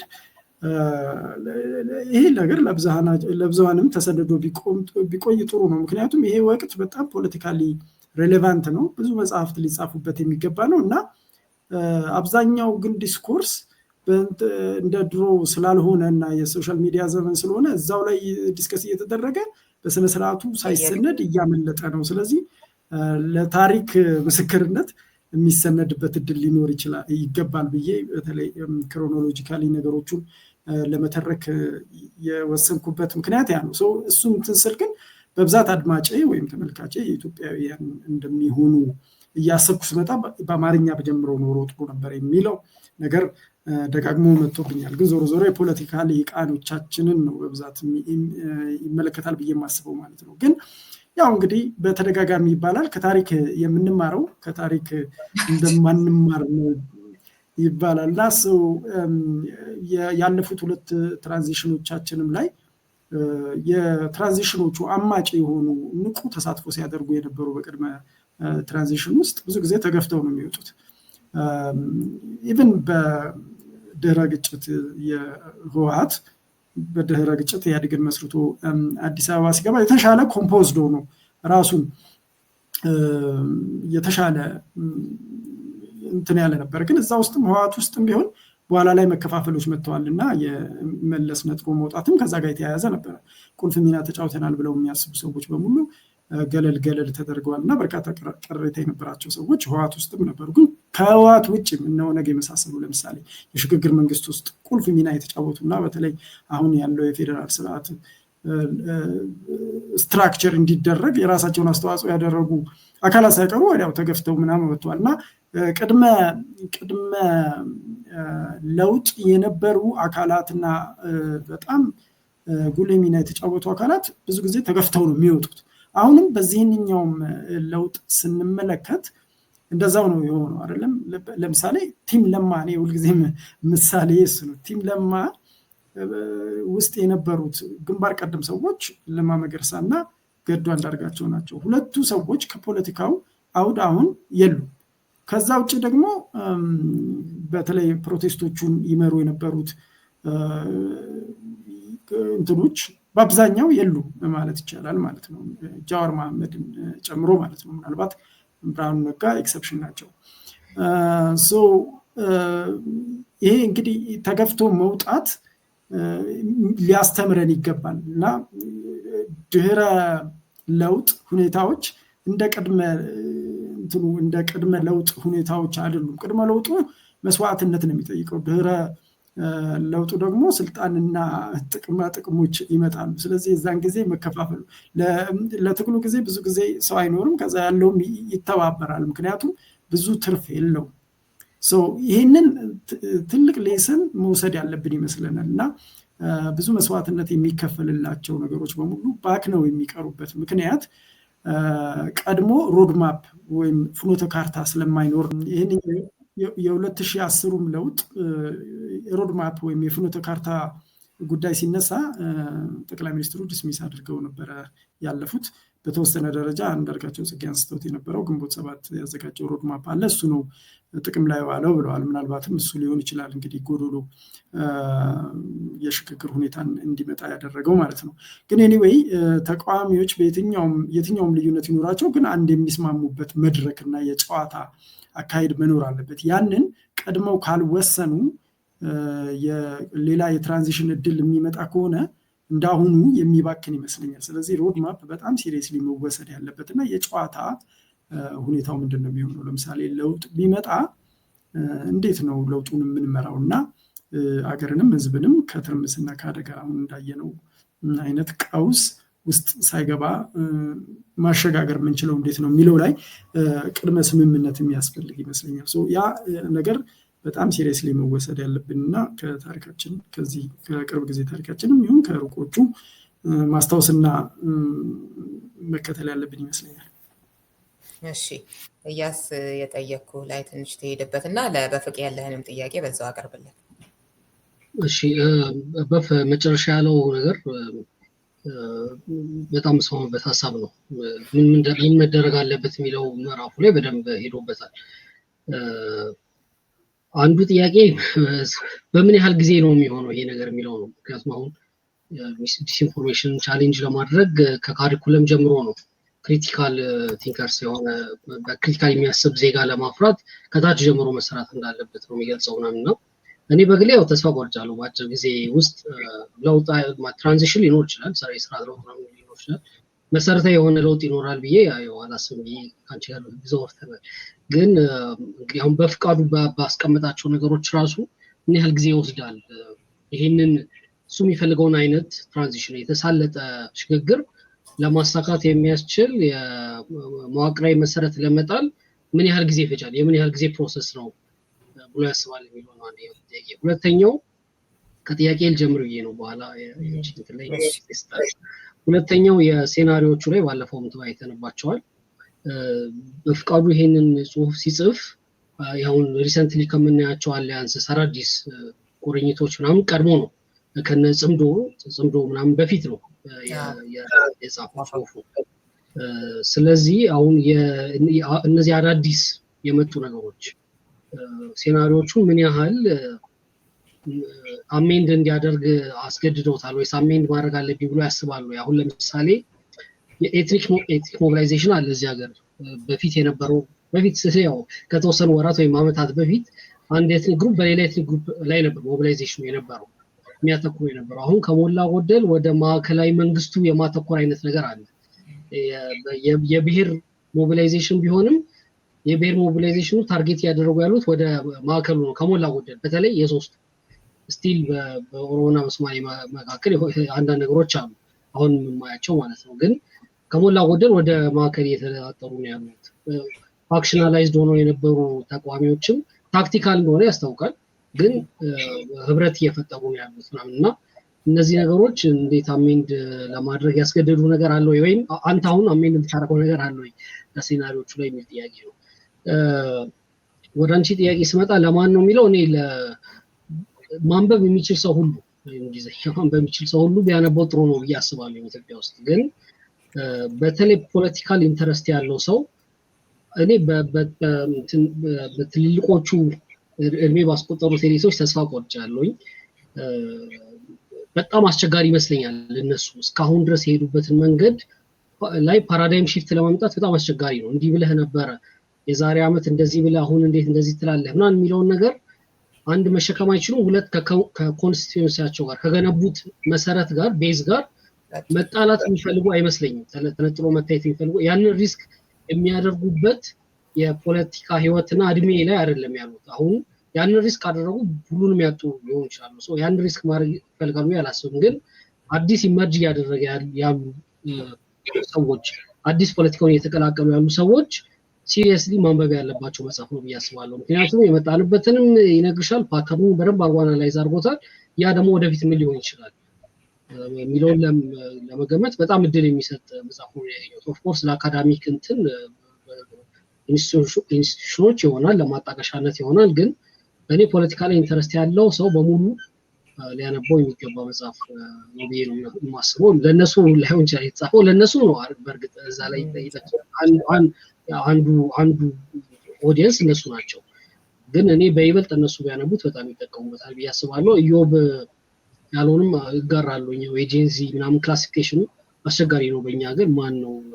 ምክንያቱም ያው ካራክተር አይደለ እንደዚህ አይነት ካራክተር የሚያሳዩ ናቸው ጄንዚ የሚባሉት እና አሁን ያንን ካራክተር በእኛ ሀገር እንዴት እንደምናመጣው አላውቅም በዛ የእድሜ ሊሚት ውስጥ እና እሱ ዞሮ ግን ወጣቶች ያንበቡት የሚለውን የኢዮብን ምክር ሰከንድ አድርጋለሁ። በፍቄ የቀረበለ ጥያቄ ነበር አሁን ካሉት ለውጦች አንፃር ሄደበት። በተለይ ከመጀመሪያው ምን ያህል ጊዜ ነው የሚያስፈልገን ምናምን ላልከው ማለት በምን ያህል ጊዜ ለውጥ ትጠብቃለህ ነው አይደለም የመጀመሪያው ጥያቄ። አንተ የምትፈልገውን አይነት የተሳለጠ ለውጥ ነው ሲሰራለው አይ ዶንት ኖ እኔ አሁን የምፈልገው ለውጥ በሚቀጥሉት 10 ዓመታት ይመጣል ብዬ አልገምትም። የሚመጣ አይመስለኝም። ግን ገና እኔ አሁን ያለንበትን ስቴት እንትስለው ዩዥዋሊ በተቃዋሚና በገዢ ቡድኖች ወይም መደብ ይፈጠራል አይደለም። አሁን ተፈጥሮ ነበር ከለውጡ በፊትና በነበረው ጊዜ አትሊስት ተቃዋሚዎች ገዢውን ቡድን የሚበይኑበት ቃል ያገኙ ነበር እና አሁን ገና ተቃዋሚው ትርምስ ላይ ነው ብዬ ነው የማስበው እና ገና የተቃውሞ ቀለም ራሱ ገና አልተለየም። ስለዚህ ፎርሙሌት አልተደረገም። ግን እኔ ዲሞክራታይዜሽን ነው አይዲያል ብዬ የማስበው። በተለይ ደግሞ እንደኛ ብዝሃነት የሃይማኖትም የብሔረሰብም ሌሎችም ብዝሃነት ያለበት እንትን ላይ ብሔረሰብን መሰረት ያደረገ ምንድነው ዲሞክራሲን መሰረት ያደረገ ስርዓት ነው መምጣት ያለበት ብዬ ነው የማስበው። ያ ነው ሊያግባባን የሚችለው እና ህዝባዊ ይሁንታ ወይም የብዙሃን ይሁንታ ያለው ስርዓተ መንግስት እንዲመሰረት የሚያስችለው ብዬ የማስበው። እንደዛ አይነት መንግስት ለማምጣት አይ ቲንክ እኔ ገና በጣም ረጅም ጊዜ ይፈጃል ብዬ ነው የማስበው። አብይ አህመድም ስልጣን ላይ ለረዥም ጊዜ የሚቆዩ ይመስለኛል። ቢያንስ ለሚቀጥሉት 10 ዓመታት ይቆያሉ ብዬ ነው የማስበው። ሲናሪዮውን በተመለከተ አንዱ ምናልባት አንተ ቪዲዮ ቲክቶክ ላይ እና ፌስቡክ ላይ ከሰራ በኋላ የተሰጡትን ኮሜንቶች እያየሁ ነበርና አንተም ባለፈው ሳምንት አንስተው ነበረ። አብዛኛው ሰው ሁለተኛው ነው ሪያላይዝድ እየሆነ ያለው። አሁን ያለንበት ሁኔታ ራሱ ሁለተኛውን ሲናሪዮ ይመስላል። የፍራግመንቴሽን ያለው ማለት ነው። ሀገሪቱ የመበታተን አይነት አዝማሚያ ወይም ደግሞ በቃ ሴንተሩ መያዝ አይችልም የትክኖት ሆልድ። ስለዚህ አሁን ያለንበትም ሁኔታ ያንን የሚያመለክተው ያንን መስሎ ይቆያል ይላል እና ሰማሃው በሁለቱ መካከል ነው። በአንድ በኩል አንደኛው ቢሆን ላይ ያስቀመጥኩት የተንሰራፋ አምባገነንነት ነው። በሌላ በኩል ደግሞ እንዲሁ እንዳሁኑ ምክንያቱም እንትኖቹ ፋቲግ ይገጥማቸዋል። ሰዎችን በጣም እየተሰላቹ ነው። ደጋፊዎቻቸውም ይደክማቸዋል ነው የታጣቂዎቹ እና እርስ በርሳቸውም በጣም የተከፋፈሉ ናቸው። በዛ ላይ ደግሞ የፓወር አሲሜትሪው ከፍተኛ ነው። እንደ ድሮ በደርግ ጊዜ እንደነበሩት ታጣቂዎች ከፍተኛ የሆነ ርዕዮተ ዓለማዊ ዲሲፕሊንም ያላቸው አይደለም የአሁኖቹ ታጣቂዎች። በእነዚህ ምክንያት ረዥም ጊዜ መቀጠል ይችላሉ ብዬ አላስብም። ለዛ ነው ወደ ውንብድና ወይም ወደ ታች ዲፊውዝ እያደረገ አትሪሽን እየገጠመው ይሄድና በስተመጨረሻ ግን ይሄ ማዕከላዊው መንግስት ግን ራሱን ፈላጭ ቆራጭ አድርጎ ያጠናክራል የሚል ግምት ነው ያለኝ። ግን በሌላ በኩል ደግሞ ይሄ መንግስት ካለፉት 7 ዓመታት አመጣጡ ስናየው የወጀብ ቀዛፊ አይነት ነገር ነው። ስለዚህ ያለ ትርምስ አገር አረጋግቶ የመምራት ኢንተረስት ያለውም አይመስልም አይደለም። አዳዲስ የሚፈጥራቸው ሰጣገባዎች ወዘተርፈ ምናምን ሲታዩ ማለት ነው። ስለዚህ ጠቅላይ ሚኒስትር አብይ አህመድ አይ ቲንክ ሪስክ ይወስዳሉ። ቀውሶችን ወደ ራሳቸው አድቫንቴጅ የመወሰድ አይነት አዝማሚያ ያላቸው። ስለዚህ እንደዚህ ሪስክ ሲወስዱ እጃቸው ላይ አገር ሊሟሟ ይችላል እያልኩኝ ይፈራሉ። ስለዚህ እኔም በሲናሪዮ 2 እና 1 መካከል ዋልላለሁ። ግን ስቲል አንደኛው የሚሆን ይመስለኛል በሚቀጥሉት 10 ዓመታት። በሚቀጥሉት 10 ዓመታት ዲሞክራታይዜሽን ወይም እኔ የምመኘውን አይነት ስርዓት አላይም። እውነቱን ለመናገር ኢትዮጵያ ዲሞክራሲያዊ ብትሆን ራሱ እና መንግስት በዲሞክራሲያዊ ምርጫ ቢወጣና ቢወርድ ራሱ በመጀመሪያዎቹ 10 የዲሞክራሲ ዓመታት ፎር ኤግዛምፕል ለነገሩ ዲሞክራሲ ራሱ ኮንሶሊዴት እንዲያደርግ አንድ ተቃዋሚ ስልጣን ከያዘ በኋላ በምርጫ መውረድ አለበት ይባላል። ያኔ ነው ኮንሶሊዴት አድርጓል ዲሞክራሲ ተብሎ ሊባል የሚችለው። ግን ኢቭን በዛ ፔሪየድ ውስጥ ራሱ ዲሞክራታይዝ አድርገን ራሱ እኔ የምፈልገው አይነት ስርዓተ መንግስት ይመጣል ብዬ አላስብም። ምክንያቱም አሁን ያሉትን የፖለቲካ ሁኔታውን ስትመለከተው ዲሞክራታይዝ ብታደርገው ይህንኑ ነው ዲሞክራታይዝ የምታደርገው። ስለዚህ ለምሳሌ ሰብስታንስ ያላቸው የኢኮኖሚ ዲቤቶች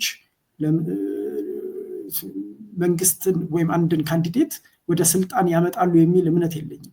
ይልቁንም ሃይማኖታዊ ወይም ብሔረሰባዊ ቀረቤታ ነው የምርጫ ዲተርሚናንት ፋክተር ሆኖ የሚመጣው የሚመስለኝ ማለት ነው። ስለዚህ ብዙ ኢንቨስትመንት፣ ሁለገብ ኢንቨስትመንት ይፈልጋል ሶሳይቲያችን ላይ በብዙ መስኩ። አርባናይዜሽን በጣም መስፋፋት አለበት። ከተሜነት ሲስፋፋ እነዚህ ነገሮች እየቀነሱ ይመጣሉ። ሁለተኛ ኤጁኬሽን ራሱ ትምህርት ፈንክሽናል ሊትሬሲ በምንለው ደረጃ በከፍተኛ ሁኔታ መስፋፋት መዳረስ አለበት። እንዲሁም ደግሞ ትርጉም ያላቸው ፐብሊክ ዲስኮርሶች፣ ዲያሎጎች ምናምን መኖር አለባቸው። እነሱ ሲኖሩ ነው የተወሰነ ፖሊሲ መር ዲሞክራታይዜሽን ሊመጣ የሚችለው።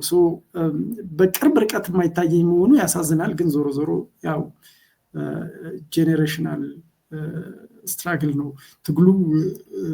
አጭርም ቀላልም አይደለም። እሺ፣ ምናልባት በፍቄ ጥያቄ እንዳይበዛባ አንድ የኔን ላስከትልና እያስደሞ እሱ ብናየው የሚለውን ክፍል ይመርጥልናል። አሁን ከተናገርከው ማለት ነው አሁን ባለንበት ሁኔታ ዲሞክራሲ ቢመጣ ራሱ ይህንኑ የሚያስቀጥል አይነት ነገር ነው ብለሃል እና በመጽሐፍ ደግሞ ሌላ ምንም ሾርትከት የለም እንደ መፍትሄ ደግሞ ታነሳዋለህ። ባለፈው 4ቱ ብሔረኞችን ስንነጋገር እዮባ ያለው ነገር ነበር። እኔ የመጀመሪያው ቢሆን እመርጣለሁ ማለት ስልጣኑን ቢያደላድል አሁን ካለንበት አንጻር ገዢው ፓርቲ እና ከዛ ሌሎች ነገሮች በሂደት ቢስተካከሉ አይነትና ስለዚህ ዲሞክራሲም ቢሆን ይህንኑ የሚያመጣልን አይነት ነገር ከሆነ ያንተ ምርጫ እሱ ነው የሚሆነው ወይስ የሚለውን ትንሽ ብትሄድበት ደስ ይለኛል። አይ የመጀመሪያው ሲናሪዮ ላይ ያስቀምጥኩት የተንሰራፋ አምባገነናዊነት ስለሆነ ያው በጉልበት ነው የሚይዘው። ግን አትሊስት ምንድነው ኢትዮጵያ ውስጥ ማጆሪቲ ብሔረሰብም ይሁን አሁን ሃይማኖትም ያለ አይመስለኝም፣ ቢያንስ አንድ ሴክት ያለ አይመስለኝም። እንደዛ አለመኖሩ ሰዎች ኢንተርሴክሽናል የሆነ አፕሮች እንዲከተሉ ያስገድዳቸዋል ብዬ አስባለሁ። ምናልባት ፕሬዚደንሻል ሲስተም ከሆነ ማለት ነው። ከአብይ አህመድ አስተዳደር ጋር ምናልባት በዚህ ሳይሆን አይቀርም መስማማው። ፕሬዚደንሻል ሲስተሞች የአምባገነናዊነት ጦስ የሚያስከትሉም ቢሆን ግን በተመሳሳይ ደግሞ በኢትዮጵያ ሲናሪዮ ማጆሪቲ የሌለበት ሀገር ስለሆነ ለሁለት ፕሬዚዳንትነት የሚወዳደር ሰው ለሁለት ብሔሮች ቢያንስ አሳማኝ ሆኖ መቅረብ አለበት ማለት ነው። ስለዚህ እንዳሁኑ አለ አይደለም አንዱን ጎጡን ብቻ ይዞ ሊያሸንፍ የሚችልበትን እድል ያጠበዋል። እንደዚህ አይነት እድሎች ይፈጠራሉ ነው። ዘ አይዲያል ሊስት ላይክሊ ነው ሲናሪዮዎች ውስጥ ሲቪል ሶሳይቲ ስትሮንግ ሆኖ ፐብሊኩ ሪስፖንሲብል ወይም አካውንታብል ማድረግ ቢችል መንግስትን ሪዚሊየንት የሆነ ሶሳይቲ ሚዲያው፣ ሲቪል ሶሳይቲው እና ፖለቲካ ፓርቲዎች የመሳሰሉት ስትሮንግ ሆኖ ቢወጡና መንግስት በህዝብ ይሁንታ ብቻ የሚወጣና የሚወርድ ቢሆን ነው። በጣም ግን ማለት አዋቂዎች ነን እና እውነታውን ከምኞታችን ልጥለን ግዴታ ለመመልከት መቻል አለብን። አዎ አይ እሱማ ሊሆኑ የሚችሉ ነገሮችን ነው አይደል? የሆነ ሲናሪዮ ሲሰራ ግን ከዛ ውስጥ ለየትኛው ትሰራለህ የሚልም ነገር ሊኖር ይችላል።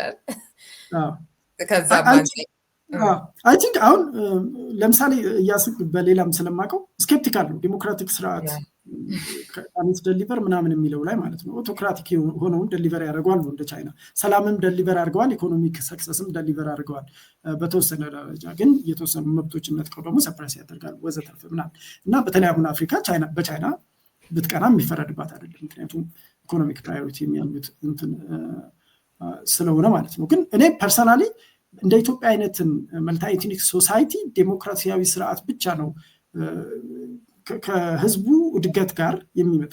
ዲሞክራሲ ካኖት ደሊቨር ዩ እንትን የሆነ በጣም ዘቤስት የሆነ ነገር አይሰጥሽም። ህዝቡ የደረሰበትን ደረጃ የሚመጥን መንግስት ግን ማምጣት ይችላል። ምክንያቱም ብዙሃን መስማማት አለባቸው። ስልጣን ላይ የሚመጡትን ሰዎች እነሱ የኮንግረሱን ፓርላማውን የሚመሩትን የሚሆን መሪ ሆኖ የሚመጣውን ሰውዬ በህዝብ ስለሚመረጥ ማለት ነው ወይም ሲኖር። ስለዚህ አትሊስት ከግጭት አረንቋ ያወጣናል። ከዛ ፖሊሲ ዲቤቶችን በተወሰነ ደረጃ ይጀምራሉ ብዬ አስባለሁ። ለአራተኛው ሲናሪዮ ነው በግሌ የምሰራው ብዬ ማስበው ስጽፍ ወይም ሳወራ እንደዚህ አይነት መድረኮችም ላይ ቀርቤ ምናምን ስል እና እያስፔድን ለምንድነው የጠቀስኩት? እሱ እንኳን ዲሞክራሲያዊ ስርዓት ላይ ስኬፕቲካል እንኳን ሆኖ ግን አሁን የሚያወራቸው ምናምን ካየሽ ለዚህ ለሲቪል ሶሳይቲ ስንል በጠቅላላ ሲቪል ሶሳይቲ ኦርጋናይዜሽንስ አንድ ነገር ናቸው። ግን እኛ እንደ ሲቪል ሶሳይቲ ሚዲያውን፣ ፖለቲካል ፓርቲዎች ምናምን የሚሰሩበትን መንገድ ነው። ፖለቲካ ፓርቲ ይምጣ ስትሮንግ እንደዚህ አይነት ነገር ቢኖር ጥሩ ነው ምናምን ስንል ሁላችንም ኢኔ ወይ እንትን እያለን ያለ ነው። ሪዚሊየንት የምንፈልገው እሱን ነው የመሆን ፕሮባቢሊቲው እና አሁን ባለው ሁኔታ እንደው የትኛው አይነት ብለን ስናስብ ሶስቱን እያሰብኩኝ ስለሆነ ነው እንጂ ልክ ነው። እሱማ ቢቻል የምንጋጠማቸው አንፎርቹኔትሊ እንትኖች ናቸው፣ በጣም ትልልቅ ኃይሎች ናቸው እና ከዛ ደግሞ እነሱ በጥቅምና በስልጣን የታወሩ አካላት ስለሆኑ የማሸነፍም አቅማቸው ከፍተኛ ነው ከኛ ይልቅ ማለት ነው። እኛ ከእንጀራችን ጎን ለጎን ነው ይህንን እያስኬድን ያለ ነው ማለት ነው። ያሱዳን ያው እያጠቃለልን ስለሆነ ሳናወራው ባናልፈው የምትለውን ነጥብ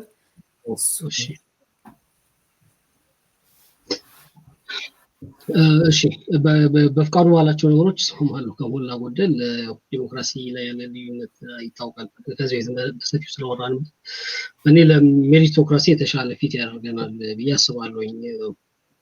አክቹዋሊ የምንፈልገው ነገርም አንዳንዴ ሊለያይ ይችላል። ኢንቪዥን ስናደርግ ወደፊታችን እንዲህ ቢሆን እንመኛለን የምንለው ነገር ሊለያይ ይችላል እና ከዛም ሊሆን ይችላል ልዩነቱ የሚመነጨው። ግን ዞሮ ዞሮ ዲሞክራሲን ፈለግን ሜሪቶክራሲን ፈለግን ልንሄድበት የምንችላቸው የመጀመሪያ ስቴፖች አንድ አይነት ናቸው። ስለዚህ በፍቃዱ ያለውን እጋራለሁ። የጽምዶን መምጣት እንዴት አፌክት አድርጎታል የሚለው ነገር በደንብ አድሬስ ያደረገው አልመሰለኝም። አድርጎታል ወይስ አላደረገውም የሚለው በደፈናውም ራሱ ከዛ ውጪ መጨረሻው ምዕራፍ ላይ የመጨረሻው ምዕራፍ ሳይሆን ምን መደረግ አለበት የሚለው ላይ የምታነሳቸው ነገሮች አሉ። ያው ቅድም ያልናቸው ዲስኢንፎርሜሽን ቻሌንጅ ለማድረግ እነዚህ ነገሮች መሟላት የአልጎሪዝሙ ብቻ ሳይሆን የካሪኩለም ላይ መሰራት ያለበት ትምህርት መሰራት ያለበት ነገር ታነሳለ። የሮድማፕን አስፈላጊነት ታነሳለ። እነሱ ነገሮች በሙሉ ስማማለሁኝ። ግን ሁለት ነገር ላይ ትንሽ ብንወያይ ደስ ይለኛል። አንደኛው ሮድማፑ በማን ነው ዲዛይን የሚደረገው የሚለው ነገር ማተር የሚያደርግ ይመስለኛል። ምክንያቱም በጣም ብዙ ሮድማፖች አሁን ፖስት አብይ ተብለው ያው ዳር አብይ ኢትዮጵያ እንዴት ነው የምናደርገው፣ እንዴት አይነት ሽግግር ነው የምናመጣው ማን የሚሉ ከቅርብ ጊዜ ወዲህ የተለያዩ ግለሰቦች የጻፏቸው ሰነዶች አሉ። የሚጎላቸው የሚመስለኝ ነገር በጋራ ሰነዶቹ ምንድነው ከዚህ በፊት ከአንተም ጋር ስናወራ እያልኩ ነበረ፣ አንዳንድ ዲቴሎች በኋላ ኪስ ነው ተቀምጠው ያሉት። ምክንያቱም በጣም ጽንፍና ጽንፍ ላይ ያሉ ኃይሎች ስለሆኑ ለትራንዚሽን እየታገሉ ለለውጥ እየታገሉ ያሉት አንዳንድ ነገሮችን በኋላ ኪስ አስቀምጠው ነው እየመጡ ያሉት እና ሮድማፕ ራሱ ይዘጋጅ ሲባል በማን ነው ሮድማፑ መዘጋጀት ያለበት የሚለው ነገር ማተር የሚያደርግ ይመስለኛል። አንደኛው እሱ ነው። ሁለተኛው ሮድማፕ ኦፍ ኮርስ ለትራንዚሽን ሮድማፕ አስፈላጊ ነው፣ ግን የምንፈልገው ትራንዚሽን ራሱ ይለያያል። ትራንዚት ማድረግ የምንፈልግበት ቦታ ራሱ ይለያያል እና ምን አይነት ሮድማፕ ነው ሁሉንም ደግሞ አንድ ላይ ሊያመጣ የሚችል ሮድማፕ የሚለው ነገር ላይ የተወሰነ ነገር ብትጨምር ደስ ይለኛል። እዛም ላይ ብንወያይ። የጽምዶን ቅድምም ረስቸው ነበር እና የጽምዶ መምጣት እንግዲህ ያው ከማህበራዊ ሚዲያ በላይ እንትን የለም። እዛ ላይ ትንሽ የብሪፍሊ የደብረጽዮን ፋክሽን ከኤርትራ ጋር በማበር እንዲሁም ደግሞ የጌታቸው ፋክሽን ደግሞ ከማዕከላዊ መንግስት ጋር በማበር ይታማሉ ምናምን ብያለሁ። ግን ስቲል አሁንም አይ ዶንት ኖ ፎር ሰም ሪዝን ወደ ጦርነት ደረጃ ይደርሳሉ የሚል እምነት የለኝም። ጦርነት ደረጃ ላይ ከደረሱ አይ ቲንክ ፍራግመንቴሽን ኢዝ ሃይሊ ላይክሊ ሲናሪዎቹ በጣም ስዊች የሚያደርጉትና ያለ ጥርጥር ብዙ ያንን ከኢንትሬንችድ ኦቶሪታሪያኒዝም ወደ እንትን የማወጣው ይመስለኛል። ስቴት ኮላፕስም እንደዚሁ እንትን ነው። ግን ስቴት ኮላፕስ ያው እንግዲህ ከ2019 ጀምሮ ብዙ ጽሁፎች የኢትዮጵያ ስቴት ኮላፕስ አድርጓል የሚሉ ብዙ የመጀመሪያው አይ ቲንክ ዳዊት ይመስለኛል ገብረ ጊዮርጊስ ወልደ ጊዮርጊስ ነው ሻለቃ ዳዊት ወልደ ጊዮርጊስ ነው 2019 ላይ የጻፉት።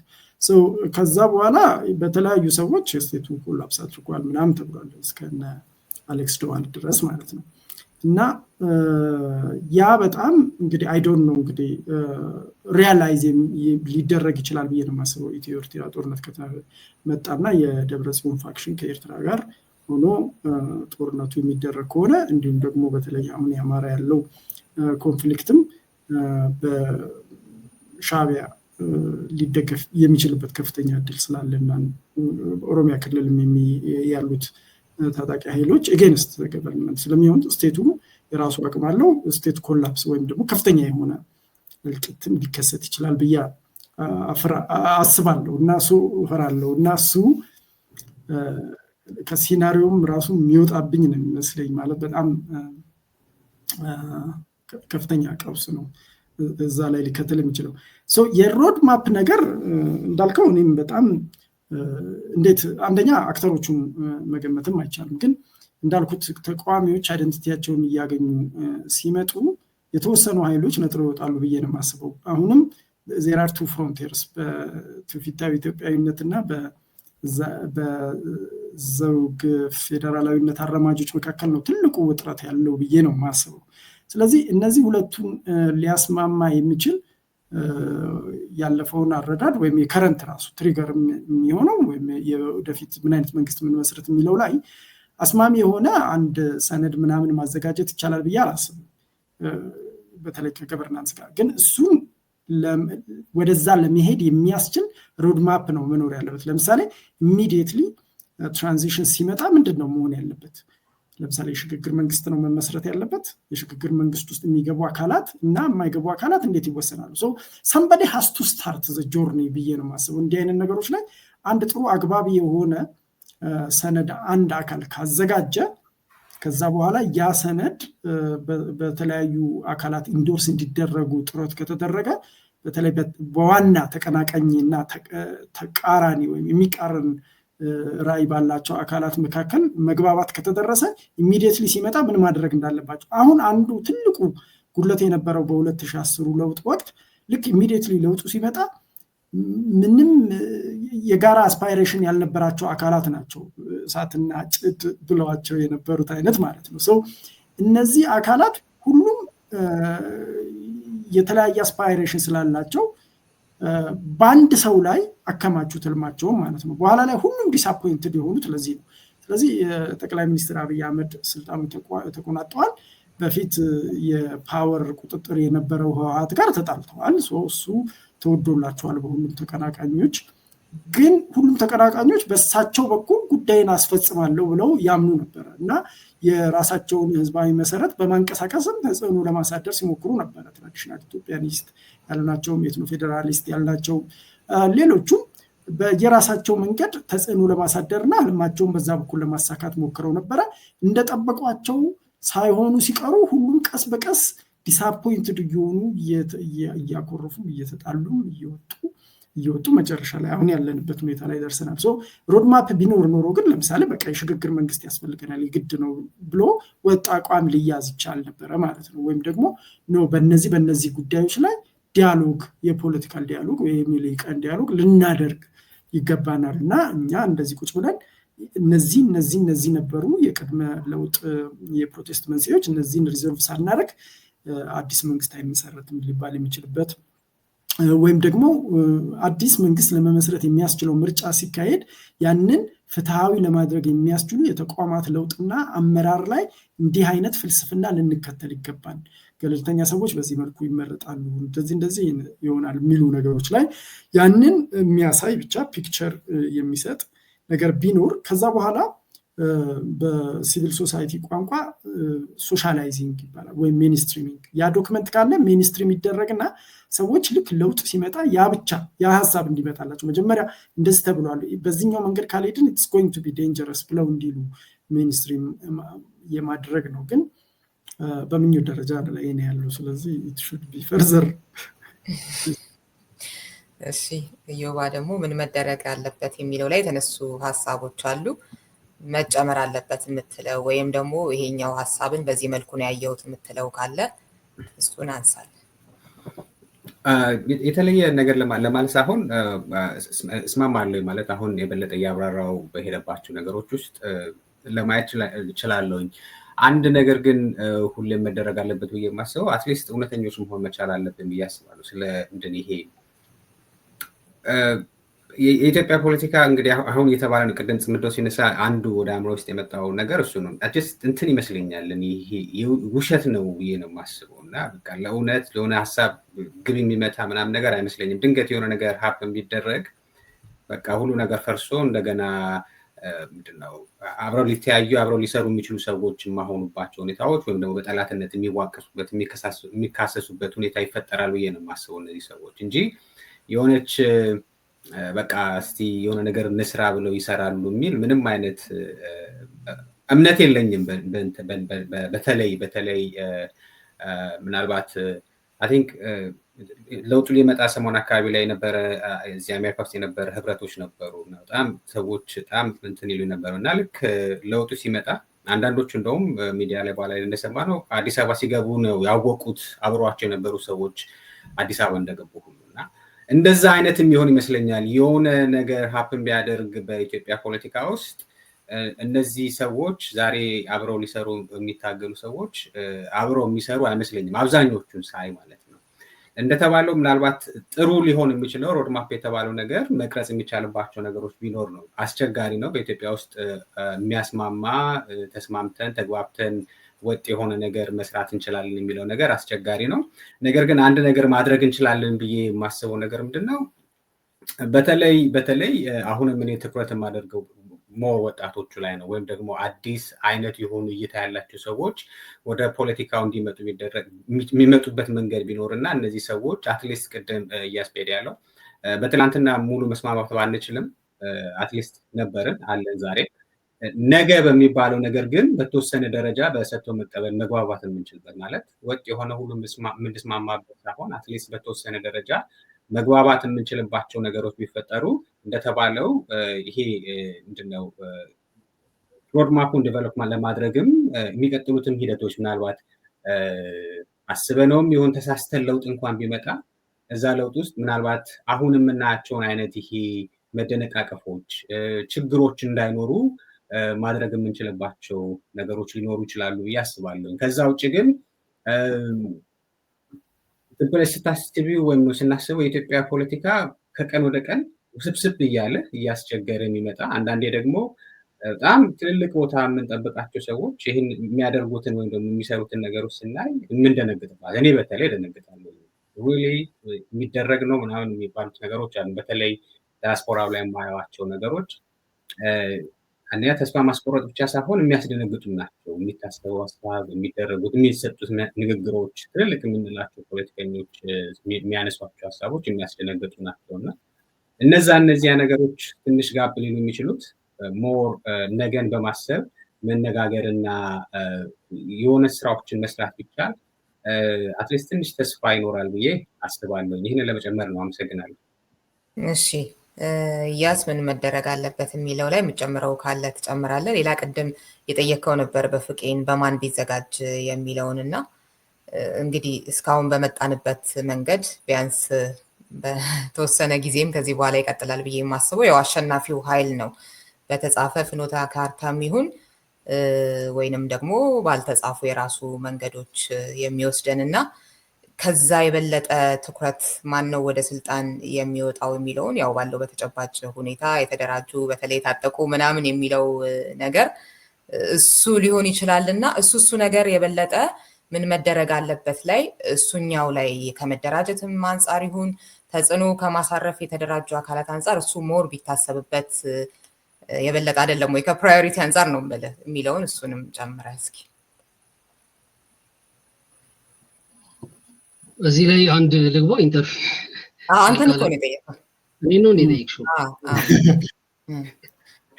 እሺ እኔ እንትን ኢዮብ ካለው ጋር ብዙ የምስማማበት ነገር አለ። የዚህ በማን ይጻፍ እንዴት ይጻፍ ነው የሚለውን የጠየቁት ለምንድን ነው አሁን ለምሳሌ የኢራን ሪቮሉሽን ካየን 3 ኃይሎች ነበሩ ከንጉሱ በተቃራኒ የቆሙት። የዩኒቨርሲቲ ተማሪዎች ነበሩ፣ ኮሚኒስቶች ናቸው፣ አብዮተኞች ናቸው። ከዛ ናሽናሊስቶቹ ነበሩ። ፐርሺያ ብዙ ታሪክ ያላት ሀገር ናት፣ ኢራን ምናምን ቀደምት ሀገር ናት።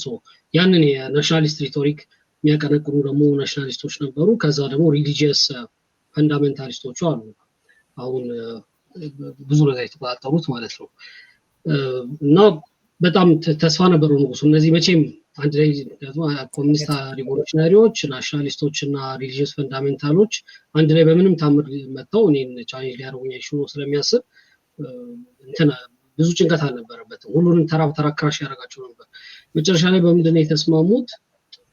ኮሚኒስቶቹ የዩኒቨርሲቲ ተማሪዎች በአብዛኛው ፓርላመንቱን እንዲቆጣጠሩ ማጆሪቲውን ፓርላመንት ውስጥ፣ የናሽናሊስቶቹ ደግሞ ፕራይም ሚኒስትር ፖዚሽኑ ሁልጊዜ ለእነሱ እንዲሆን፣ ከዛ የአልቲሜት ደግሞ ሩለሩ አያቶላው እንዲሆን ሪሊጂየስ ፈንዳሜንታሊስቶቹ ያንን እንዲይዙ እንደዛ አይነት የሆነ ፍሬምወርክ አዘጋጅተው ነው በጋራ አብዮቱን የመሩት። በኋላ ንጉሱን ይጣሉት ማለት ነው። እና እንደዚህ አይነት ታክቲካዊ ግንኙነቶች ኦፍ ኮርስ ስርዓት ይቀይራሉ። የኦሮማራም በፍቃድ መጽሐፍ ላይ በደንብ አድርጎ ዳስሶታል። እሱም ዘ ሴም ቲንግ ነው። ጥያቄውም የሆነው እነዚህ አስቀድመን የምንስማማባቸው ፍሬምወርኮች እያሉ ራሱ አሁን እንደ ኢራኑ አይነት ማለት ነው ከላይ ፓርላማውን ከላይ እንትኑ ምናምን ብለሽ ቀድመሽ በሰነድ መልኩ ራሱ አዘጋጅተሽ ከዛ በኋላ ስርዓት ከቀየርሽ በኋላ ግን ኢራን ውስጥ የተፈጠረው ያው ኮሚኒስቶቹ መጀመሪያ ተመቱ፣ የሚታሰረው ታሰረ ምናምን። ከዛ ናሽናሊስቶቹ በሂደት እየወረደ መጣ ኢንፍሉዌንሳቸው፣ ፈንዳሜንታሎቹ ብዙ ነገር ተቆጣጣው። አሁን ያን አይነት ነገር እንዳይመጣ ይሄ ኢኒሻል የሚባለው ሮድማፕ ለመጀመሪያነት የሚባለው ሮድማፕ ምን ያህል ያስኬዳል? በሱ ማምጣት ይሻላል ወይስ? ምክንያቱም እነዚህ አሁን በኢትዮጵያ ፖለቲካ ውስጥ አክቲቭ የሆኑ ቡድኖች ጎራዎችና እነዛን ጎራዎች የሚመሩ ኤሊቶች አይ ዶንት ቲንክ በጣም ሃርሞናይዝድ በሆነ መልኩ የሚስማሙ አይመስለኝም ቅድም እንዳልኩት። ስለዚህ ከታች ጀምሮ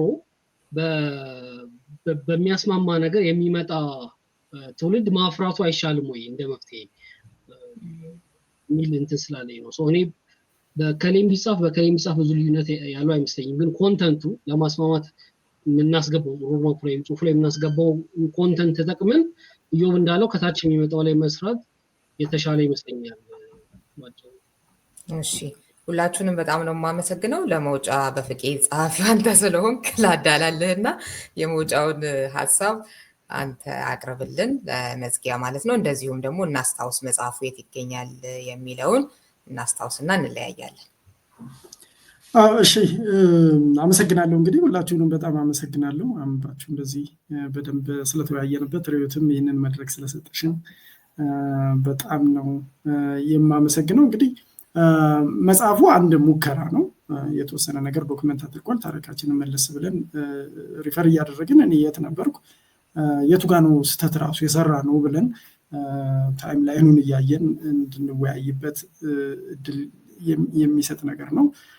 ግን ብዙ ጎዶሎ ነገሮች እንደሚኖሩት ገምታለሁ። ስለዚህ እዛ ላይ የተሰጡ ሪኮሜንዴሽኑም ቢሆን መጨረሻ ላይ የመጣ ሀሳብ ነው። ሪኮሜንዴሽኑ ፐርፌክት ላይሆን ይችላል ገና፣ ግን ብዙ ልንወያይባቸው የሚችሉ ሀሳቦች ያሉበት ይመስለኛል። ስለዚህ እንግዲህ ይህንኑ ብዬ ብቋጨው ነው የሚሻለው። መጽሐፉ አማዞን ላይ ነው የሚገኘው። በኪንድል ቨርዥኑን ወይም ፕሪንት ቨርዥኑን ማዘዝ ይቻላል። አማዞን አቬሌብል የሆነባቸው ቦታዎች ላይ በሙሉ ይገኛል። ስለዚህ ሙሉ ታይትሉን ጽፎ ሰርች በማድረግ ይገኛል። ሌላም ሎስት ኢን ትራንዚሽን የሚል መጽሐፍ ስላለ ከዛ ጋር እንዳይታታ ምናልባት ማለት ነው። ይኸው ነው እንግዲህ። ከቻለን አዲስ አበባም ለማሳተም እንሞክራለን እና እዚህ ሀገር ላሉ ኦዲየንሶችም እንዲደርስ ለማድረግ እንሞክራለን ማለት ነው። በጣም አመሰግናለሁ።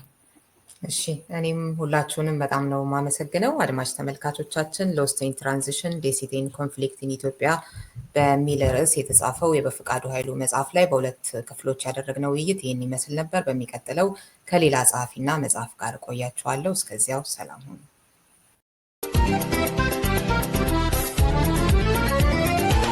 ምንጊዜም ሚዲያ የዕለቱ ጉዳይ ከመጽሐፍት ገበታ፣ ከአድማጮች መድረክ መስታወት፣ የቅዳሜ ወጎችና የተወልደ እንግዳ መደበኛ ዝግጅቶቻችን ናቸው። 703-475-6309 ስልካችን፣ ምንጊዜም ሚዲያ @gmail.com የኢሜል አድራሻችን ነው። ሰብስክራይብ በማድረግ ቤተሰብ ይሁኑ። ምንጊዜም ኢትዮጵያ።